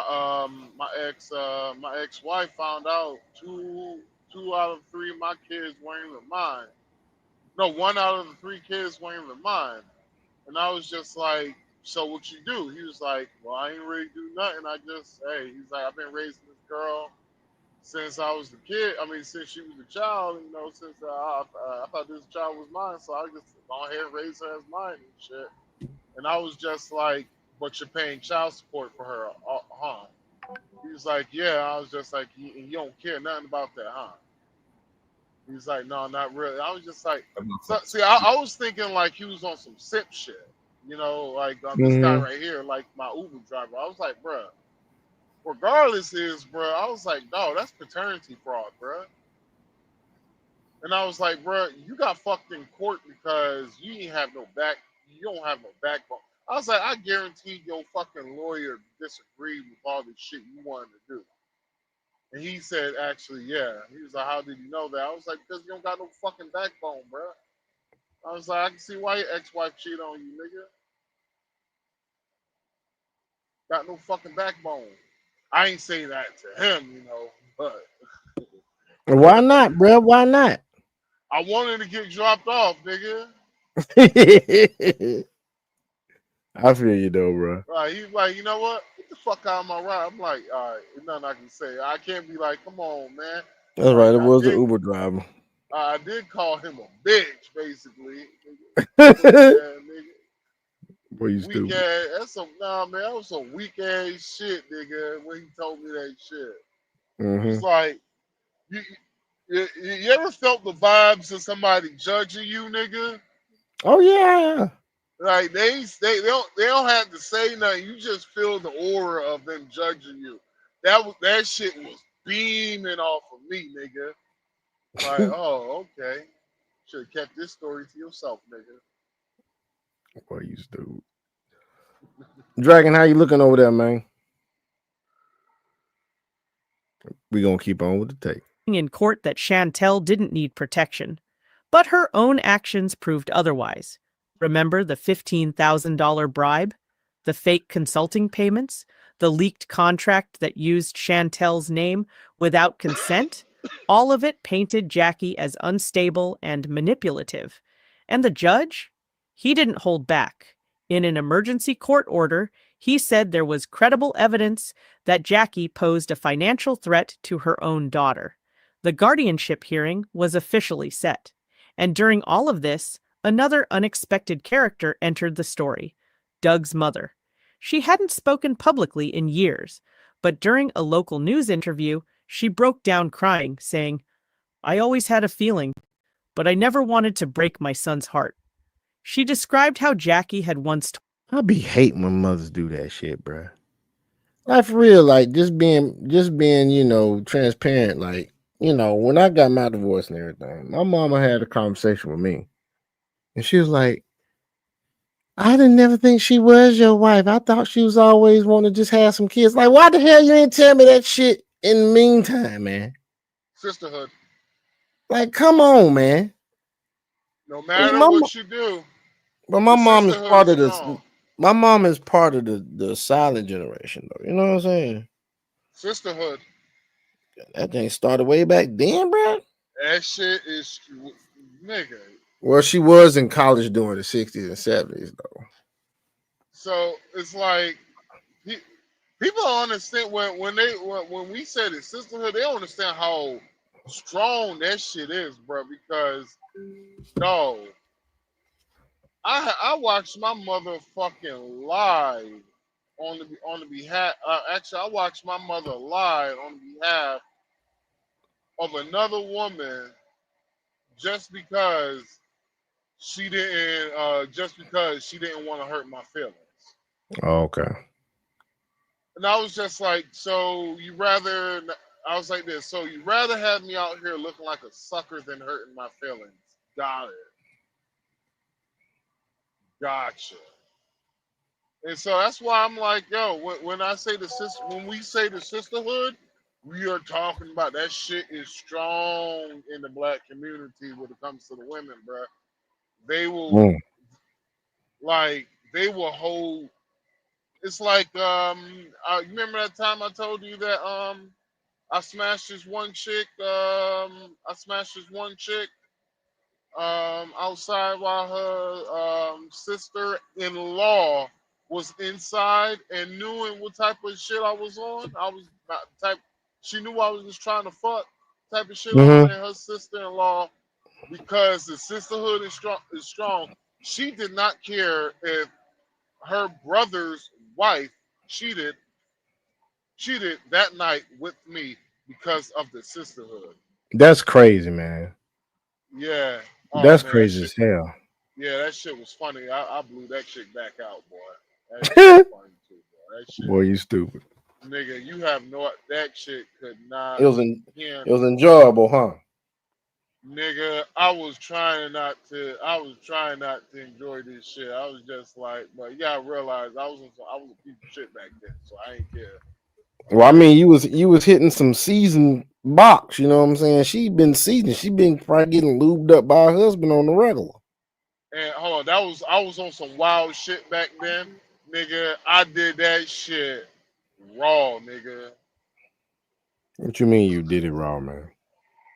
Oh baby, I like you, boy. Oh, so you ain't put no like Jimmy on there? No As the Jimmy. old head, so you ain't put no Jimmy on there? No, yeah, Gators pictures, baby. We ain't Jimmy's. Nah, I ain't put no Jimmy on it, nothing, nigga. I was just like, oh baby, I like you. Boy.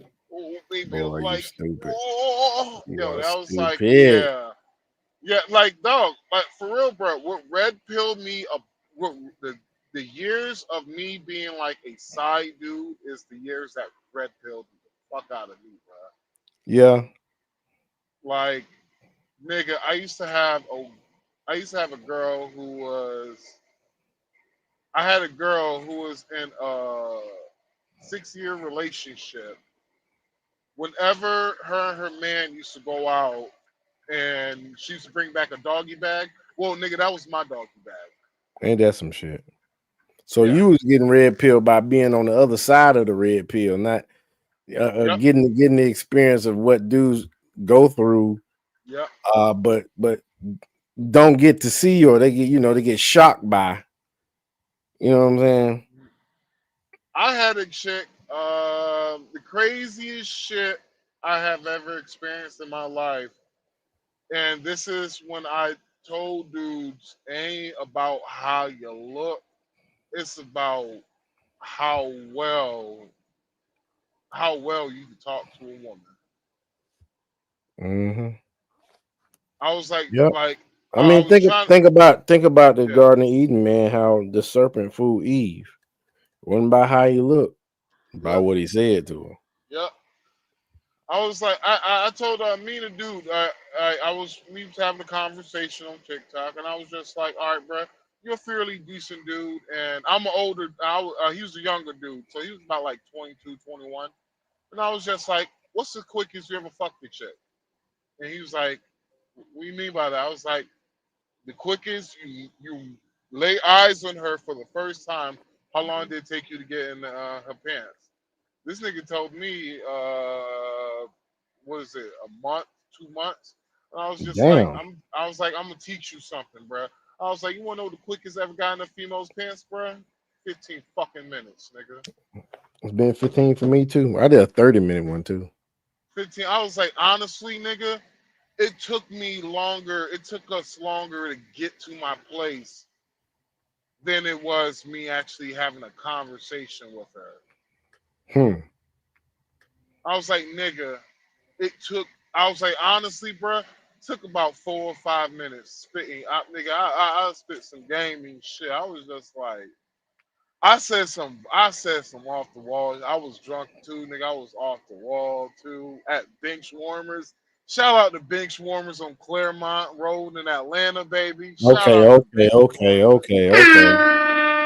Shout out to bench warmers, nigga. She looked at me, white girl too, big fake titties and all that shit. Mm-mm. She looked at me, shit. I looked at her. I was just like, you look like you trying to get in some trouble. And she laughed, and she was just like, kind of, sort of. And she was just like, hey, man, I know. She's like, what does that BBC do? I was just like, shit, nigga. I was like, shit. My What that place is mouth across do? the street. I was like, my place is across the street. Exactly. I was, Man of action. yeah, yeah. And Ain't nigga, no like, need saying nothing else after then. If she say what that BBC do and don't come back with no damn one liners, nothing funny, just okay, let's go. nigga, Don't talk when yourself out the box.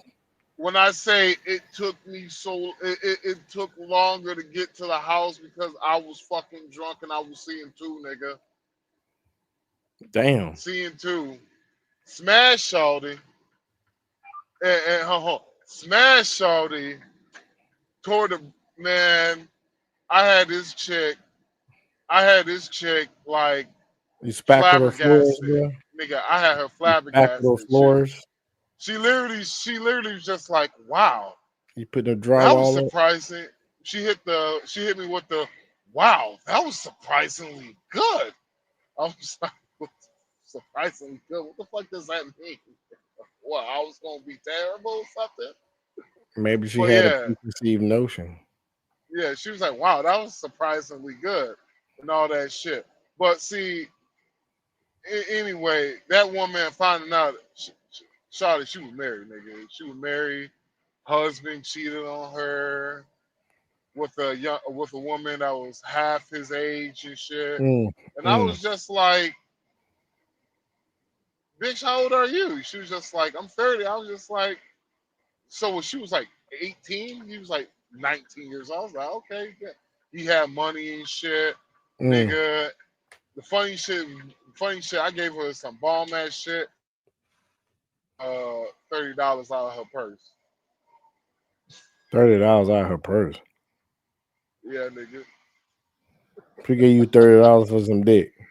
No, I stole $30 out of her purse. Nigga, Boy, I you needed gas stupid. money. I had to go to work afterwards, nigga. It is what it is, man. You got what you got to get. Hey, Well, I ain't mad at you. I had to brush this. I took a shower, brushed the shit out of my teeth, nigga. Then on my way to pick up on my way to pick up Ramon because we had to go to work. And Ramon, he looked Doxing at folk. me. You said what? Doxing folk. Man, shit. Ramon. I'm fucking with you, dog. I'm fucking with you, man. Ramon don't even give a fuck, nigga. This nigga I'm was a fucking with crazy you, ass man. Mexicano. But yeah, so one thing I can teach you fellas is be Local. yourself. Be yourself, but be the best version of yourself. Exactly. Because no one cares. It's like this. No one cares about your journey in life. No one cares about how you got it, how long it took you to get it. No one cares about that. Only thing they care about is the finished product.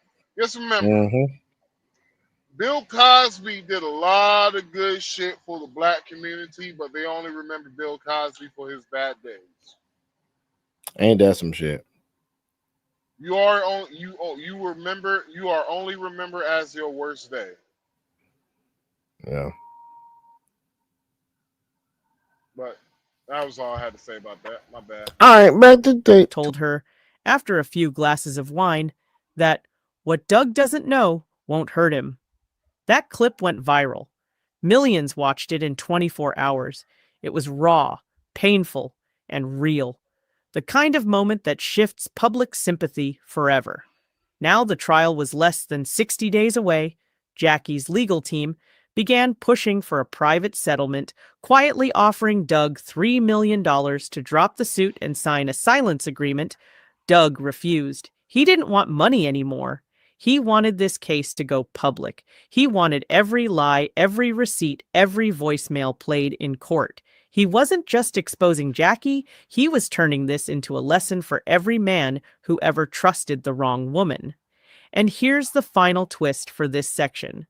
Someone inside Jackie's camp leaked something huge. A video confession recorded 2 years earlier where Jackie sat with a former producer and admitted on tape that Chantel wasn't Doug's. She said, "He'll never find out." Chris doesn't even claim her. "I made this family on my own. I did what I had to do."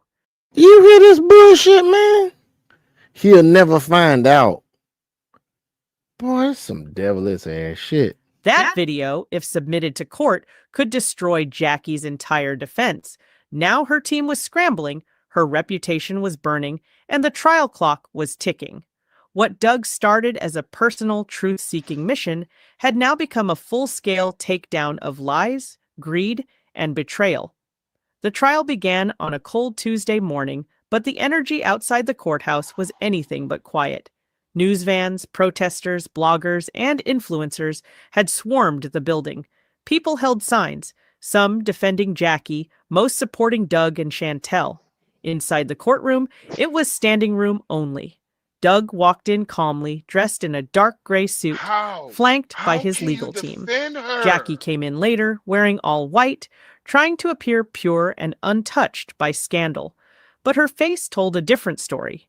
Tight lips, dark circles, and fear in her eyes.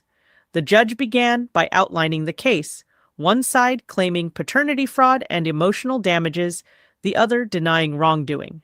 Doug's lawyers wasted no time.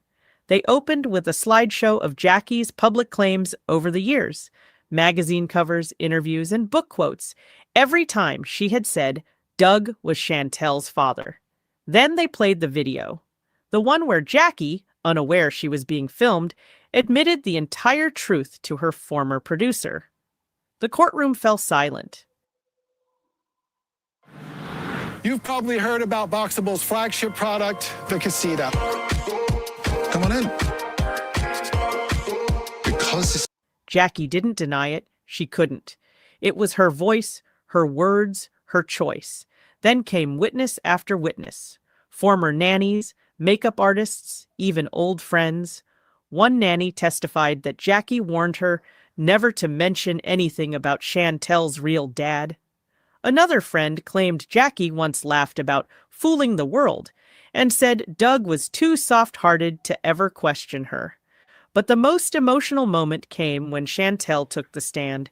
She looked straight at Jackie and said, "I'm not mad at you for who my real father is. I'm mad at you for making me live a lie."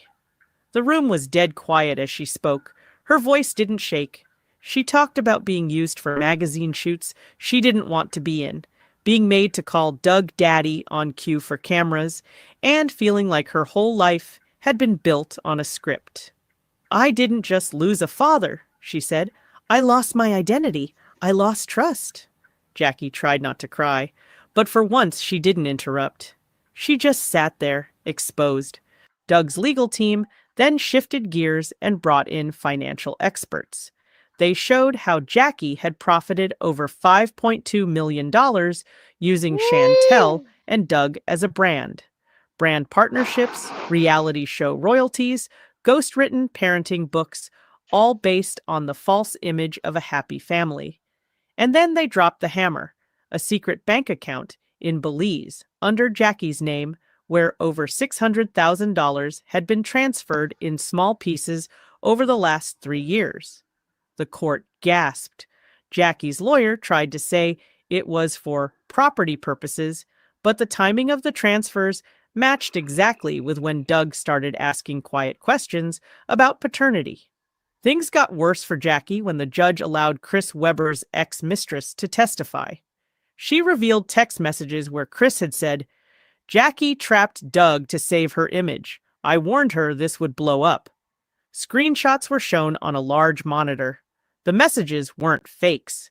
Chris didn't even show up to deny them. In fact, rumor was he had already left the country for Dubai. The jury looked tired, but focused. And then came the closing arguments. Doug's lawyer stood up and said, "This isn't just about paternity. This is about betrayal. This is about a man who gave his heart to a child only to find out it was used as a shield for someone else's secret. You can't put a price on that kind of hurt, but you can hold the person responsible." Jackie's lawyer tried to fight back, saying Jackie was a woman trying to survive in a world that punishes women for being imperfect. But no one was listening anymore. The damage was done. The lies weren't small. They were stacked, deliberate, and wide-reaching.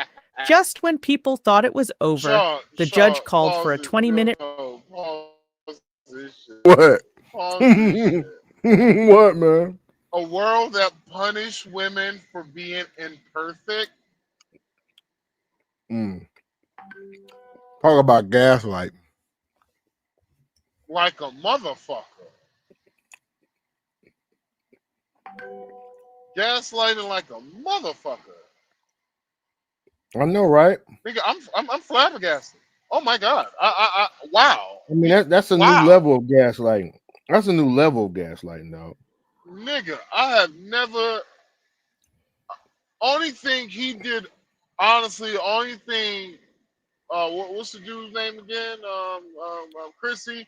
Only thing he did wrong is fucking with that bitch. That's the only thing he did wrong.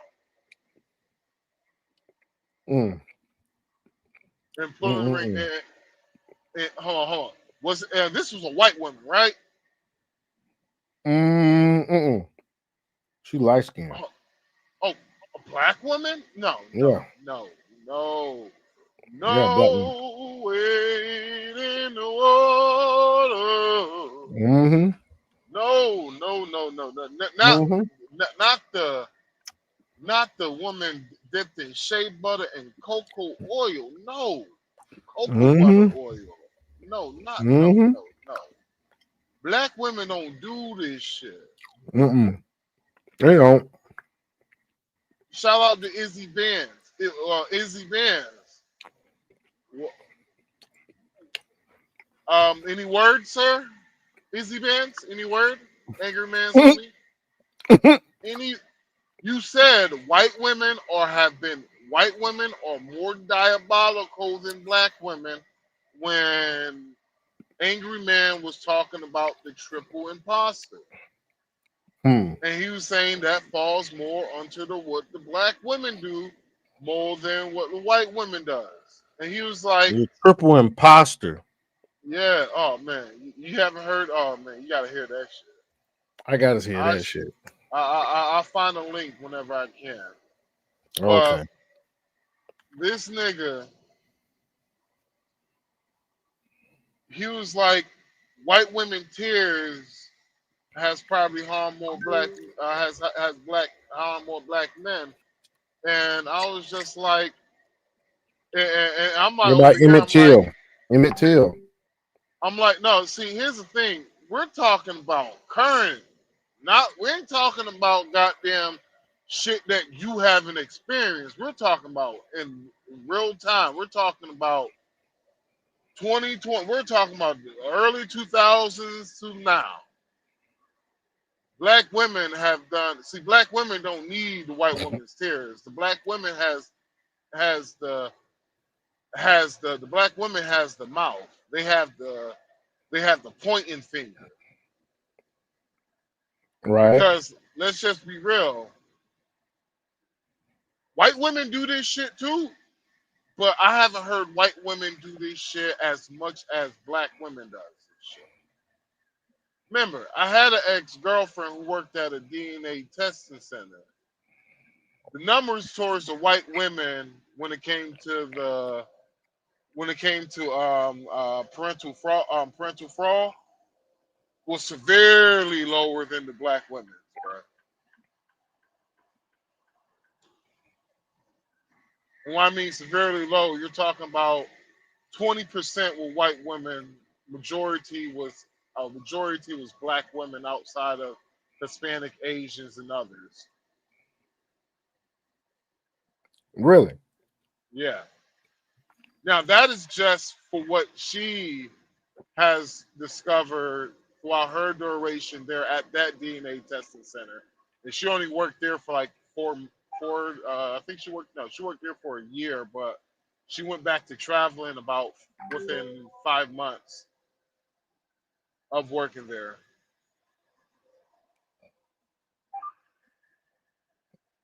So yeah, Damn. that's right, folks. Yep. Let me go back to the tip. Damn, stop damn. Recess. And in that short break, a court employee leaked something major. Jackie had offered to settle again, but this time privately reached out to Doug in the hallway, asking to speak alone. Security footage showed them having a short conversation, no audio, but body language said enough. Jackie touched Doug's arm. He shook his head, said something quietly, and walked away. When the trial resumed, the jury was asked to consider two damages: emotional and financial.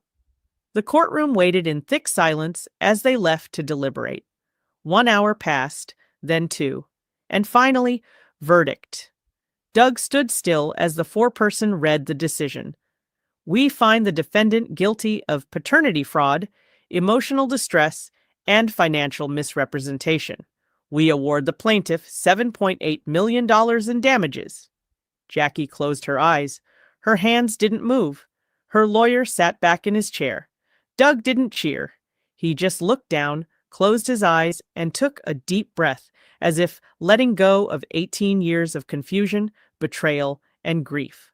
As the courtroom cleared, a final moment happened. Jackie stood up, walked slowly to Chantel, and tried to speak, but Chantel didn't say a word. She looked at her, then walked past her and out the door. After the verdict, the courtroom emptied slowly, the buzz of whispered conversations filling the air. Doug stepped outside into the bright sunlight, feeling lighter but unsure about what came next. Reporters crowded around him, shouting questions about how he felt, what he planned to do now. He answered quietly, "I just want the truth to matter." For Chantel to have a real life, not a story made up by someone else. But inside, his heart was still heavy. Years of love, trust, and hope had been tangled in lies. Jackie's world was unraveling fast. The media turned sharply against her, calling her a fraud and a liar. Sponsors dropped her. The glamorous life she built collapsed like a house of cards. But Jackie refused to disappear quietly. Instead, she went on a televised interview, her voice breaking as she admitted, "I was scared. I thought if the truth came out..." Monday CRM has the best AI features in the game. Especially in sales. Hands down. So for me, I'd lose everything. My career, my child, my life. Her tears seemed real, but the public was divided. Some felt pity, others anger. Meanwhile, Chantel stayed silent. She refused to do interviews or social media posts. She just wanted space to figure out who she really was without the pressure of a fake father and a broken family image. Doug tried to reach out, offering support without pushing, hoping to rebuild a bond built on honesty rather than lies. Slowly, Chantel started responding, not with words but with small signs. A shared coffee, a quiet smile, a text saying, "Thank you." Then, just when everyone thought the story was over, a shocking revelation came from an unlikely source. A distant relative of Jackie's came forward with old letters and photographs that suggested the truth was even more complicated. The man Jackie had claimed as Chantel's biological father was not who he appeared to be. There were rumors of a secret affair, a hidden past, and even a possible identity change. The DNA tests had confirmed Doug wasn't the dad, but who really was? The mystery deepened. Doug, Jackie, and Chantel found themselves back in court, not for damages, but for answers. This time, the fight wasn't about money or lies, but about finding Chantel's true history and giving her the chance to meet the man who really was her father. The courtroom drama turned into something softer, more hopeful. People who had once been enemies now shared the same goal, helping a young woman discover her roots and heal the wounds left by years of secrets. Sounds like somebody's just not with a perfect family like somebody's or hold a on. Hollywood happy ending. Sound like somebody's escaping accountability. Got a slap on the wrist, if you ask me. That's what it sounds like to me. Talking about it's not sounding like hope in the damn. What the hell? But with the messy, painful, yet powerful truth of real life. Doug, Jackie, and Chantel each took different paths, but shared one thing: an understanding that love and forgiveness don't always come easily, but they're worth fighting for. All right. Dragon, what's going on, man?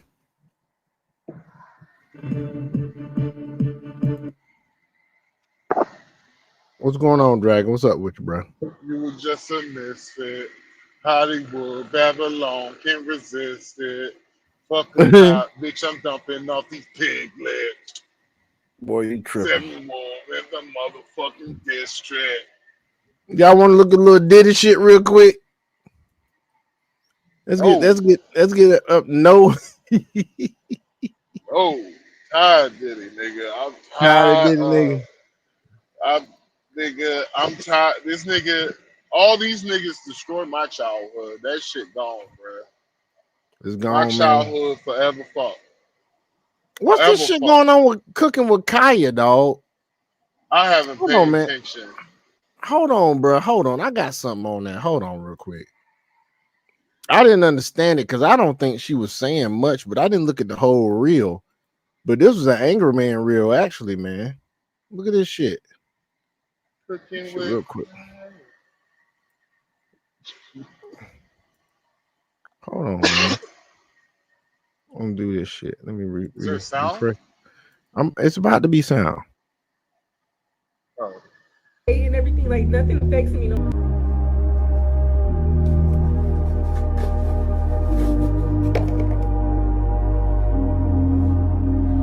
Okay, you know what? Every day I come online, all I see is black women complaining about being critiqued, complaining about black men bashing them, complaining about being the most unprotected group of women in the world. You claim to have a sisterhood, but it's obviously fake. Because why would y'all do this to this girl? It wasn't the brothers that did this. It wasn't the brothers that trolled her, sent her hateful messages in her comment section, just basically tried to destroy the girl. It was y'all that did it. It was black women that did it. And you know something? All joking aside, real is real, wrong is wrong. Every last one of you that did it should be ashamed of yourself. All the hate. Man, let me tell you something. It was already at the point in America where black women was looking worse and worse and worse. They was being the worst damn mothers, the worst murderers of black babies, the most to be evicted, the most to be in student loan debt. And now here they are being shown up again to be the most hateful women demographic to walk the earth right now. Cause this chick wasn't doing nothing but damn cooking and dancing. That's it. And now she over here crying online because all the hate she been getting. This shit crazy, but they say they got a sisterhood though. These chicks hateful, bro. These troglodyte ass pachyderm hyenodons, man, is around here trying to damn tear folk life up. I don't get that shit, man. I don't get it. Makes absolutely no sense to me, man. None whatsoever. At all. Cooking, see, ladies,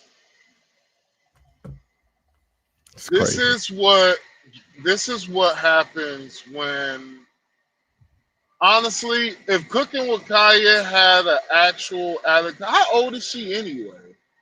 She in her 20s. I don't know exactly how old she is, man. Let me see.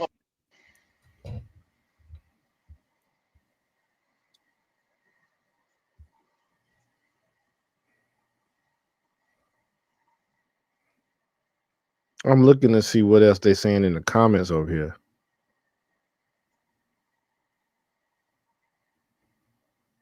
Oh yeah, but you did do you hey Max, did you notice she cheated on her boyfriend? Yeah. Yeah, she cheated on her boyfriend, so but other than that, she didn't start getting hate. She didn't cheat on. Well, Yes, she allegedly, did. she did. Allegedly. Yeah, she didn't cheat on her boyfriend for what? Like, I'm not really sure about that, but for what I remember, for what she was saying, like she didn't cheat on him. So, but if there's evidence that she cheated on him, but hey, regardless, I'm gonna go for the whatever. I'm gonna go for the hey. Maybe she did, maybe she didn't. But Well, here's the thing: she never really put it out there that she was just perfect, that she didn't make no damn mistakes and nothing. All she really did was cook and dance, nigga. And say you know, and she would say every now and then she take little jabs at chicks and say, if you ain't cooking for them, I will, you know, shit like that. well, that's not really taking a jab at it. Shit. That's basically promoting your brand. She was promoting her brand because she knew the men were gonna like that, and so that's gonna be a little bit more engagement from the man. Like, hell yeah, you show these bitches, Kaya, yeah. See, this is what happens, ladies, when you don't have an adequate man in your fucking life. See, let me show you what I would have done with Cooking and Kaya if she was Cooking and Kaya was my woman. I'm like, all right, babe, this is what we're gonna do. I'm about to quit my job and you're gonna put me on payroll. All right, I'm out to manage this shit. No, fuck this. Fuck this Chitlin circuit. What they trying to get you to do? We ain't doing this Chitlin circuit. We about to have a brand. We about to have Cooking with Kaya cookware and shit. Cooking with Kaya cookbooks. Cooking with Kaya, goddamn aprons, merch, and all that shit. See, that's what I would have done instead of doing the Chitlin circuit, the hood version of Pop the Balloon and shit, and all that shit. I'm like, nah, fuck that. Cooking with Kaya, yo ass, you're gonna be on the Food Network. Right.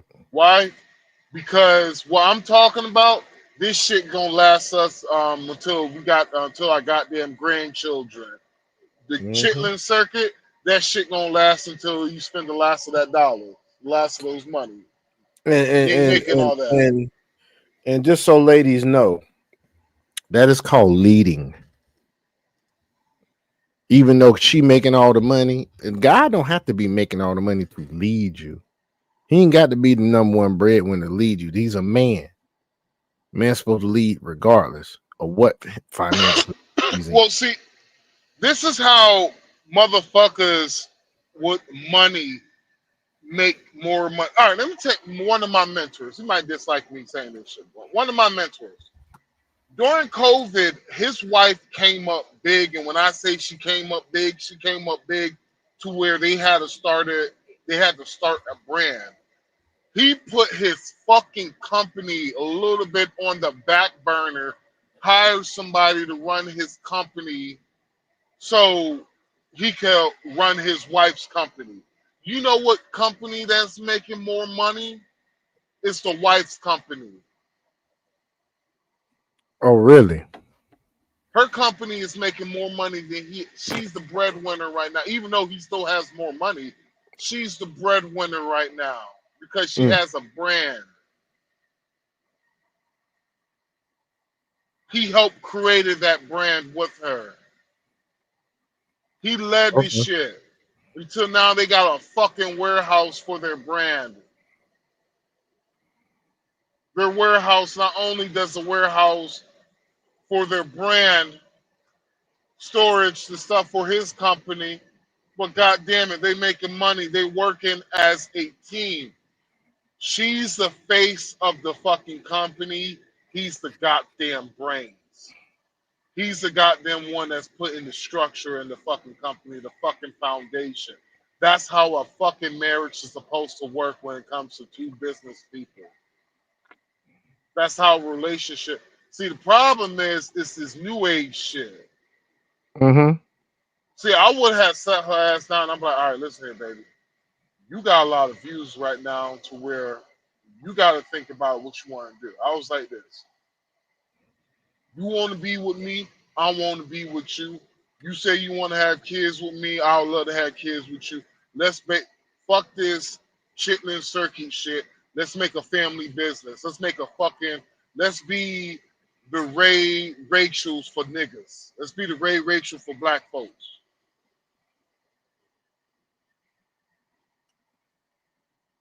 I would, nigga, give me a bit, have my bitch being like Cooking with Kaya, nigga.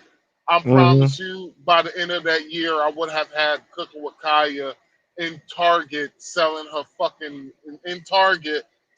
cooking wear, Walmart selling her cooking wear, Kmart, Hobby Lobby, nigga. I would have gotten contracts from every damn goddamn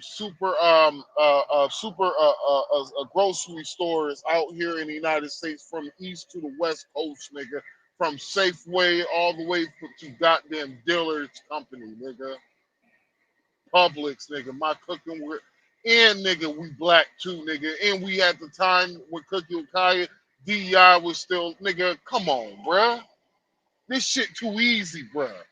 See, this is the reason, and the problem is with you ladies is y'all need to stop thinking with y'all pussy, bro, and start thinking with y'all hearts and brains. No, fuck your hearts, nigga. Think with your brains, nigga. You know what, bro? It's like women have started to try to do like most men do, which is, think how they say you thinking with the wrong head. These chicks out here thinking with their box, bro.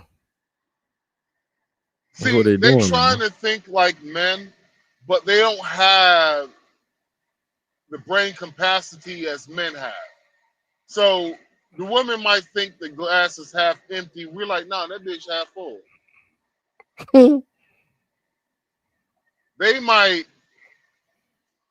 They think shit short term, we think long term.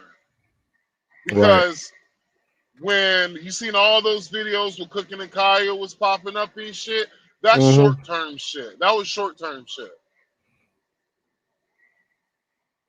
Because this is how let me tell you how well my mind works. Her videos went viral with young men, young working men. Bitch, why didn't you come out with a cook? You should have came out with a $50 cookware packet, cookware set with your cookbook.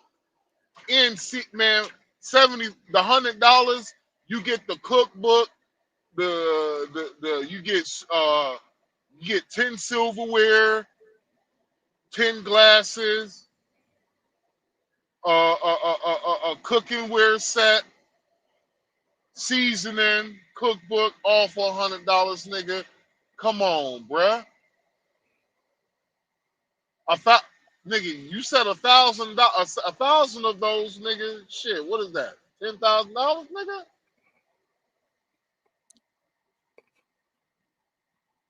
Maybe, bro. And you Yeah. probably only spent $25 for the whole cook set plus shipping and handling. Nigga, okay, nigga, $40, nigga. You're making $60, nigga. That's $6,000 you're making. See, ladies, you gotta stop trying to be men and be women, because you clearly ain't thinking like.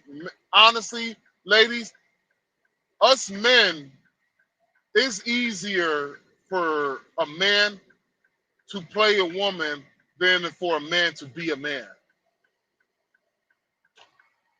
Get yourself a real man. Us men, us real men, shit, we got this shit, man. Go ahead and say what you gotta say, Sean. No, man, you pretty much said it all, bro. You pretty much said it all, man. I was actually seeing what's going on with Dragon. I think he's still out walking his dog, bro. Oh, he said he's back. Or he say he's back. Okay. Drag on. What's up, man? Come in. Drag on. Yes, sir. I'm back. Thank you. So I can take care of my little ones. All right, man. So the floor is yours. The floor is yours, folks. It is time for crypto news with a Dragon Emperor, baby. All right. So what I wanted to talk about today was the company WireX Pay joins Stellar ecosystem to power next-gen stablecoin solutions. So, as of June 6, 2025, in London, WireX Pay, a pioneering stablecoin payment platform, is proud to announce that it is expanding to Stellar, or XLM, with the help of a top-tier award from the Stellar Community Fund, or SCF. WireX Pay will now deploy its flagship payments infrastructure directly on the Stellar blockchain. I hope some of y'all got some XLM. The project has been awarded the highest funding tier available through the Stellar Community Fund, enabling WireX to accelerate its delivery of a fully native, integrated payment experience within the Stellar ecosystem. This expansion marks a major milestone in WireX's growth strategy as the company continues to build next-generation crypto payment experiences that are fast, efficient, and globally accessible. So, this expansion, the integration, with Stellar will allow the respective ecosystem to enjoy all WireX Pay products natively, These include a borderless current account with linked Visa stablecoin debit cards usable online or in store at over 80 million merchants worldwide. Let me run that back to you. A borderless current account with linked Visa stablecoin debit cards usable online or in store at over 80 million merchants worldwide.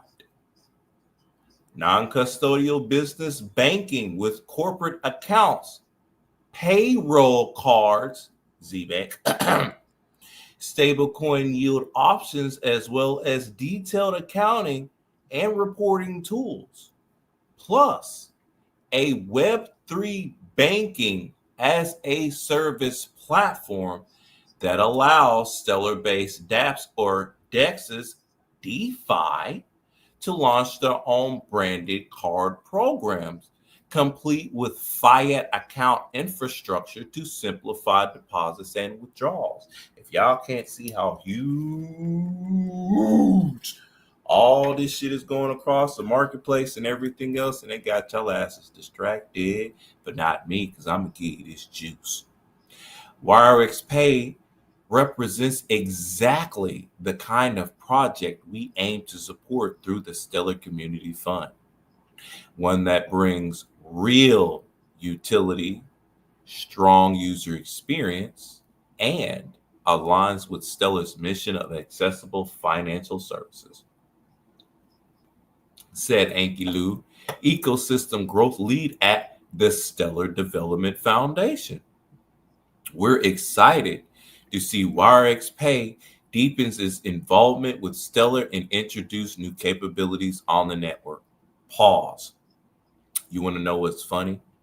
Before WireX and Stellar had got together, I was using WireX as a means of getting other financial assets abroad so that way I can get them in. So thankfully, because I have the WireX account already set up, now I can just integrate what I have through Stellar, USDC, and a couple of other tokenized assets to be able to get other assets abroad. Y'all might want to jump on this. Not necessarily financial advice, but I'm just showing you where the cookie crumbs are all leading up to. So we are delighted to announce our expansion to Stellar.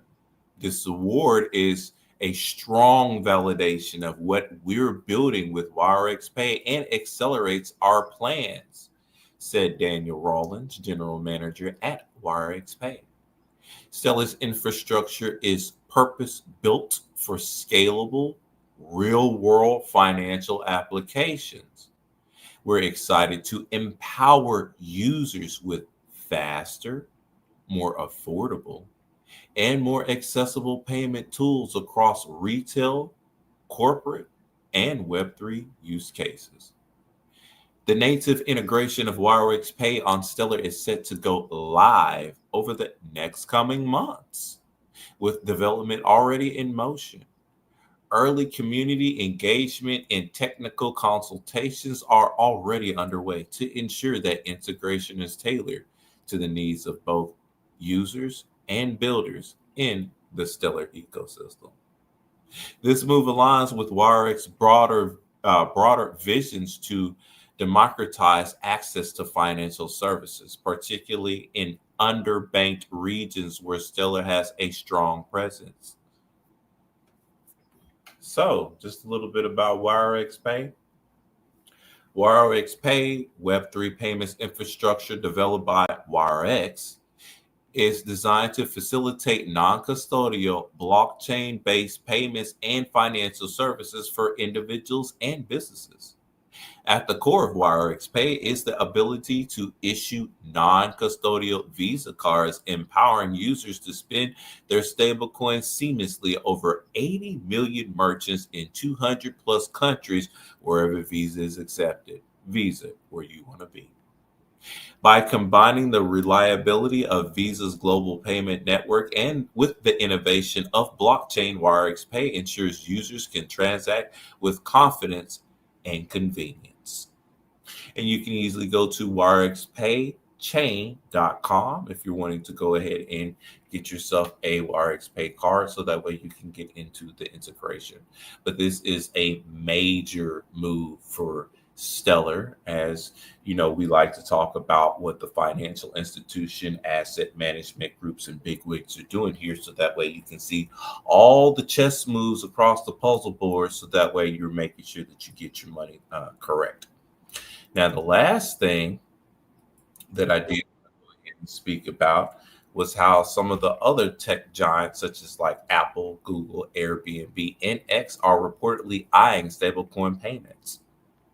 So Apple, Google, Airbnb, and Elon Musk are allegedly in primarily talks with companies at the cryptocurrency space to assess transitioning to stablecoins, such as like how Uber is looking to utilize stablecoins as regards to payments for individuals as well too. That's why I was like, hey folks, y'all might want to go ahead and start stacking up now, so that way you already have a bag of it. So once stuff starts getting pushed and emulated through, you're already ahead. Like already ahead. These companies are considering the use of stablecoins as a cost-saving measure for payments processing and achieving high-level efficiencies in the international transactions. As per a report by Fortune, the renewed interest stems from the shifting regulatory landscape under President Donald Trump and his pro-crypto approach to digital assets.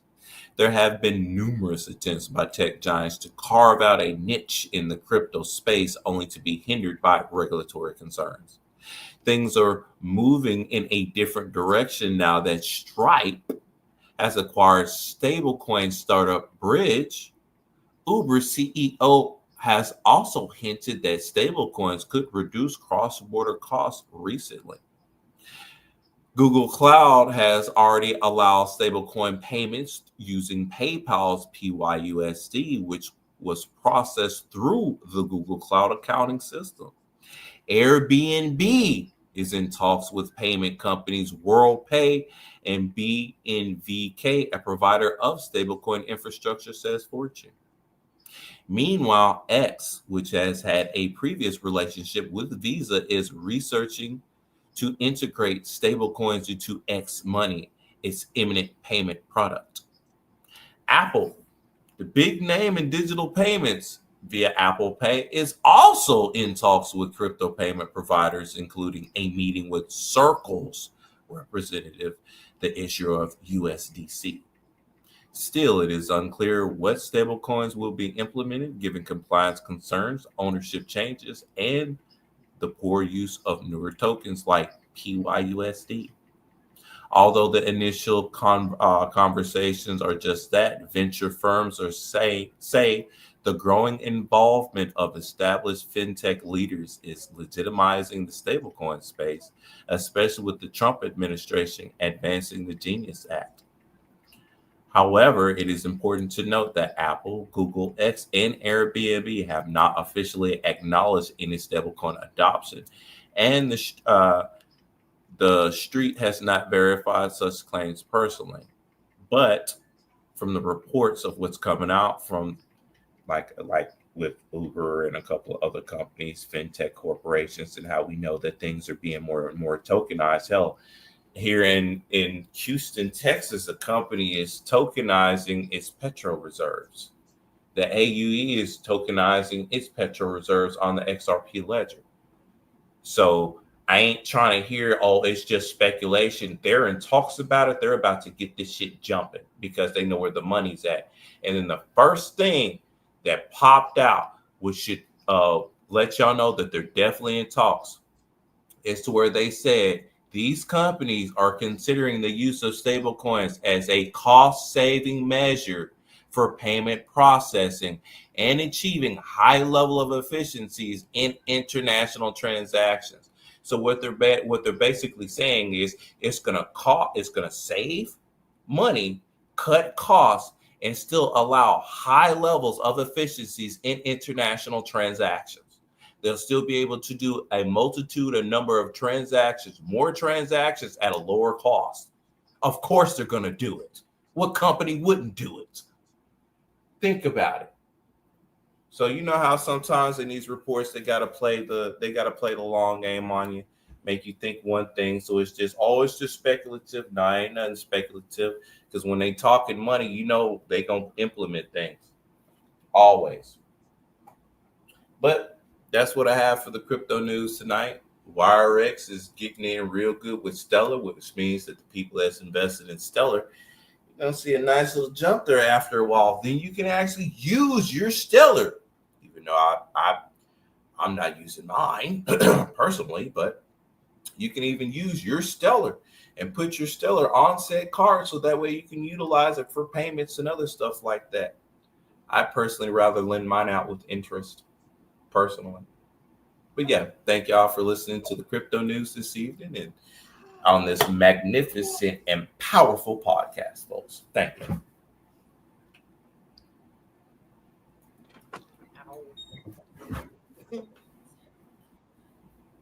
Yeah, man. Appreciate you. Sir. Yes, sir. Appreciate you, man. Shoot, man.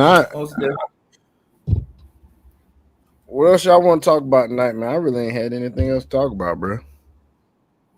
What is the crypto? Toro? Is it damn it. What is the name of it?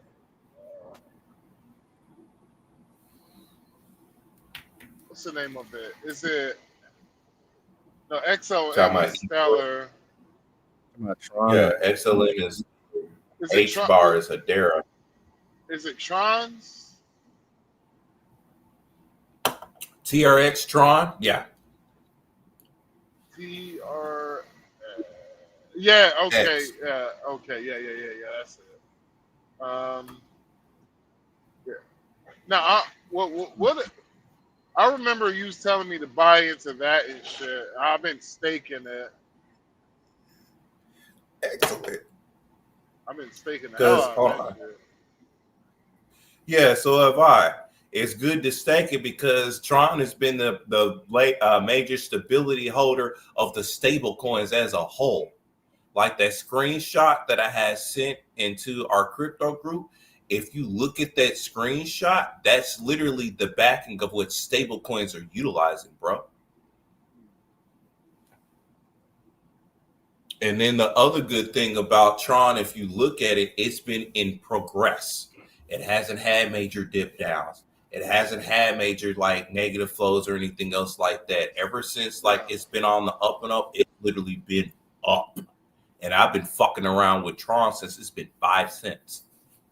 And I will continue to continuously buy into more Tron up until it gets to $5. Once Tron hits $5, that's when I'm gonna leave it alone. But the networks and the stability feature behind Tron, and see, Tron was literally built in the not only the gaming, but also within the entertainment industry. So Tron is built upon that. You know, like AMD is built with Tron. So think about all the people that are gaming and doing all the stuff off of AMD processing, which is built off of Tron. If you look at the image of AMD, like the symbol, like how they, you know, how they like the little logo for it, you take a split-second image of that logo of AMD, and then if you turn around and look at the logo of Tron, you can see the match. Well, you say basically if Tron's hit $5, he's selling it all. I'm not selling it all. I'm selling 30% of my bag. The other 70% is, of course, going to be staked in the liquidity pools because it's staked. Man, come on. I'm not selling all of my shit. That'd be stupid. Hell no. That's the one financial advice that I will give out. Never sell your entire bag. Never do that. You always want to hold 70% of whatever you have. You want to hold it, stake it, because that is what your reoccurring reinvestments are going to come into.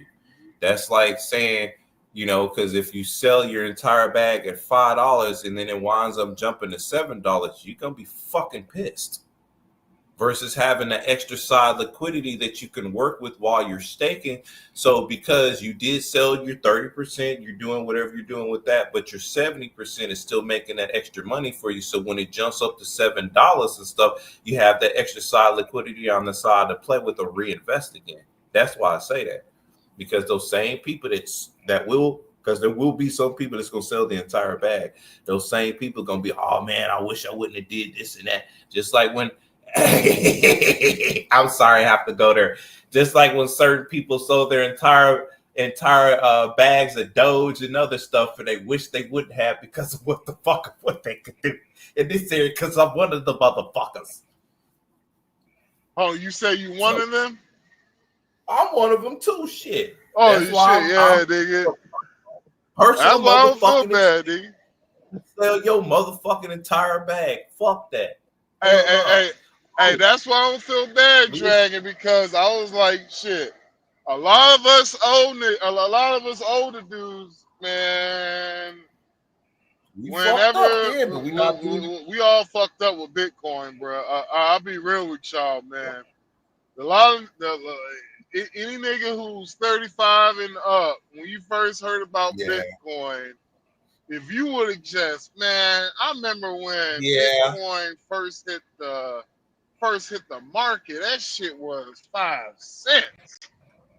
I should have bought that shit then, and I didn't because I was listening to fools, and I shouldn't have been listening to them fools that did not have a vision because they were still stuck. And them same fools now are, hey, can you tell me a little bit more about crypto? Oh, wait a minute. So 5 years later, you want to, man, come on. Not even 5 years, 7 years later, now you want to go ahead and say something about it. See, instead of listening to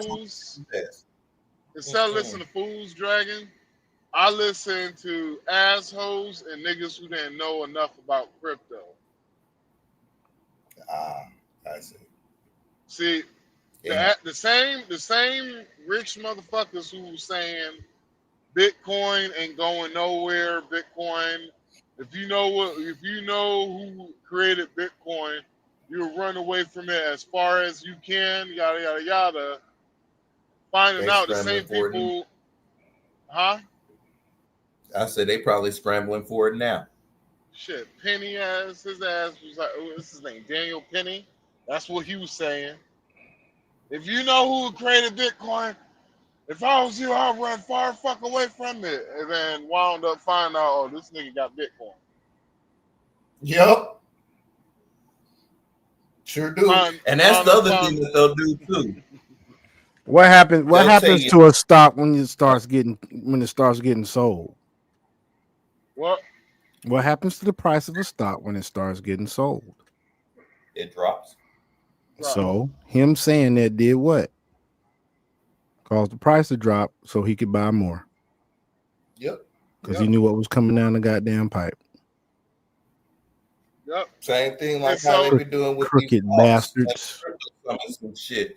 And that's why, like, there's been price dips and stuff, just like how you see ZBEC took a hit, but then it started to retrace back up. And as soon as it took that dip, I sure did put some more money into that motherfucker too. Sure the fuck did. You're absolutely right. Sure did. Because I know what's happening with that motherfucker. It's like Lard Davis. Go ahead. He was saying this shit for a long time. And like in 2021, 2022. He was like, yo, don't let them take your Bitcoin. They want your Bitcoin. Do not let them take it. And that was when, remember, Bitcoin went from 64, then dropped all the way down to 26,000. Yep. And it hovered between that 26,000, 34, like for a minute. And so what you had, people were selling their shit, and homie, he was just like, yo, do not let them finesse you like they finessed a lot of us from when we was younger. Reason why they saying all this shit, they're gonna get rich off of it while you're still in the fucking poorhouse. Yup. And that's exactly what they did too. And then turn around and put it into an ETF, BlackRock. Because I was I was looking at the XRP percentage of XRP. Do you know if you have more than, I think if you have more than 500 XRP, you're in the top 15% of all XRP holders? Yeah, I know. That's why I kept saying we need at least a minimum of 500 XRP, a minimum of 500. Let me see how much I That's got. why I was like, wow. 19 right there. That's still in hell. I'm getting how ready much to I buy got some in- more because of this damn dip shit. But how much yeah, I'm I in the got top in- 15%. And then that's why I'm also been staking and stuff on the magnetic thing on XRP Ledger. I've been getting paid out not only in XRP, but also in RLUSD. So I'm getting paid out in both of them. So I've been making my XRP work for me now as we speak. That's why I've been stressing to people. Then with all the activity that you've seen of what we've been reporting and what we've been showing of what's going on with the XRPL, remember the prince, the Saudi prince, is investing in it. I got like Hong 80 Kong, something. Japan, I Europe, got like 80 all something XRP. I need to buy some more XRP. Shit, you only have those 80 rookie XRP. numbers, boy. You only got 80 something. Those rookie numbers, boy. You better get them numbers up, boy. Well, I got 23,000 Z back. I got about I thought you what would is have it? I got about more 1,000 something. I got about 1,000 XLM and 1,000 Hedera already.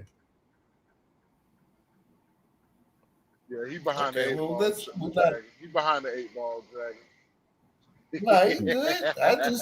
I he would have had more than that. Shit, I'm Oh, I almost will be at, getting more than that, but you know, it's other shit pulling on me right now. Yeah. I'm Then I I'm did my trying damn, to and get then I did them. my fucking, I did my fucking W4 wrong the other week, so I had to return that bitch back to where it need to go. Shit, I'm on to go to a million Z back. Yeah, I want to try to get me. I want to have about 5,000.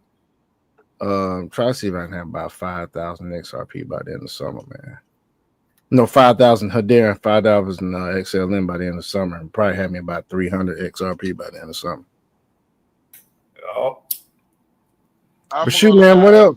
We've been going about 2 hours and some change. By the end of summer, I'm trying to have about. I'm trying to be sitting at least about 3,000 XRP. That'd be all right. And Nigga, you said probably 3,000 XRP? Yeah. Do you know how much 3,000 XRP costs? That's a little bit of change. Yeah, about. Bruh, let me. About Okay, 6,000? hold on. Let me tell you. He's probably gonna use some gains in the market to get her though too. Yeah. I know that's how I would do it. I'd be using some I gains have from other 1,000. coins Well, to get it. I think I have 1,000 already in XRP, so I just need 2 more 1,000 to go. Nice. Well, it's gonna cost you at the present moment. It's $13,020. So 1,000. Yeah.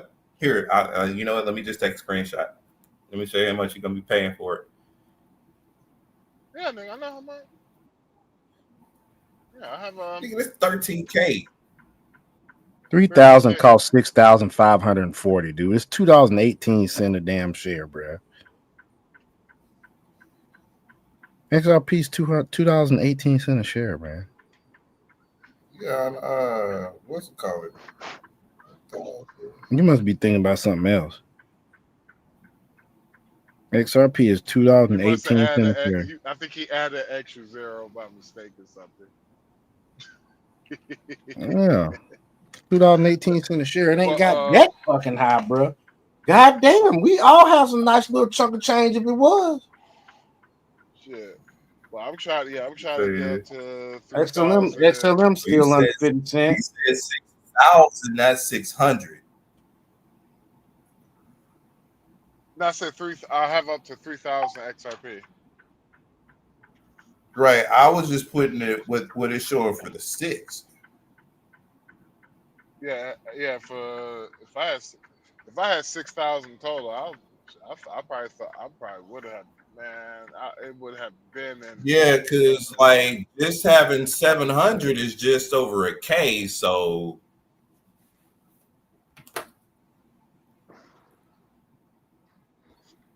yeah, what was that again for that? The present. Yeah, it's 1,526 for 700 XRP. So for 1,400, yeah, that's when it's 3 and it starts. God damn. How much is 2,000? That's 4. Top gainers in 10. crypto: Casper, Uma, Grass, Sheeta Network, SudoSwap, Remember when I was Funko. telling y'all to get into some Casper, because Casper is also that security and also that payment token as well too. It's a cent and you can get it on crypto.com and you can go ahead and start staking that shit. That's one of the other ones because of the security protocols. Remember, real world assets, utilities, payment tokens, security tokens. It's just over a penny. Well, not over a penny, but it's about to be over a penny. Man, let me be able to goddamn Quick stake, swap. let me be able to goddamn stake fucking Z-Back and XRP. You can stake ZBAC on zback.io. You just need a minimum of 500,000 ZBAC. Say less. Sweet.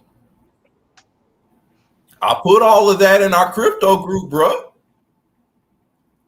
I know, but you know what? Sean did say that there is a bunch of information that I do be pumping through there, so that might have been missed. But yeah, everything of what I'm saying, we all have access to all of that. Liquidity pools, staking protocols, all of that data and information. When I'm saying like I'm making sure that we're set the fuck up, we are set the fuck up.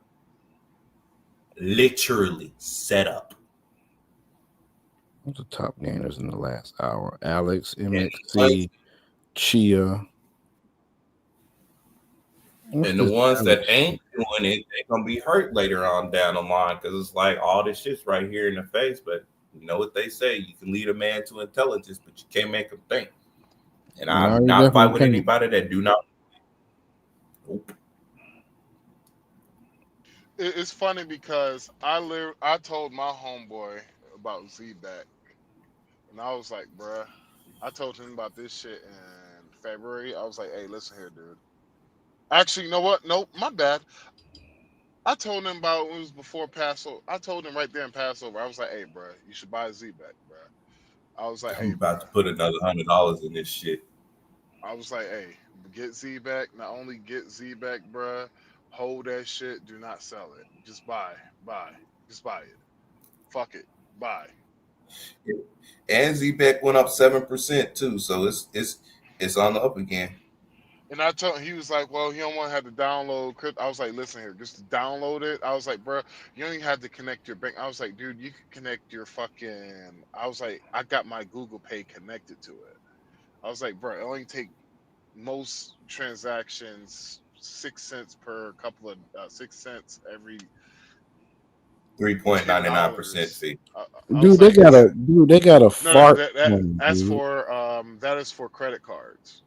Dude, they got a fart. No, Google Pay up to 3.99 fee. You have a $15,000 a day of which you can do with debit or credit. Yeah, that's for all of them. No fee on ACH bank deposit. Okay, see, it was on Choose funding so source.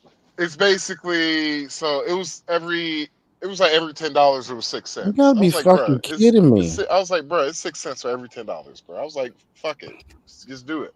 And I was bro. like, bro, you don't have to connect. On fart. Bro, they got a fart coin. It went up 51% in a year. Yeah, and so I was just like, yo, man, I was like, It went bro, up 197% in 6 months. Yeah.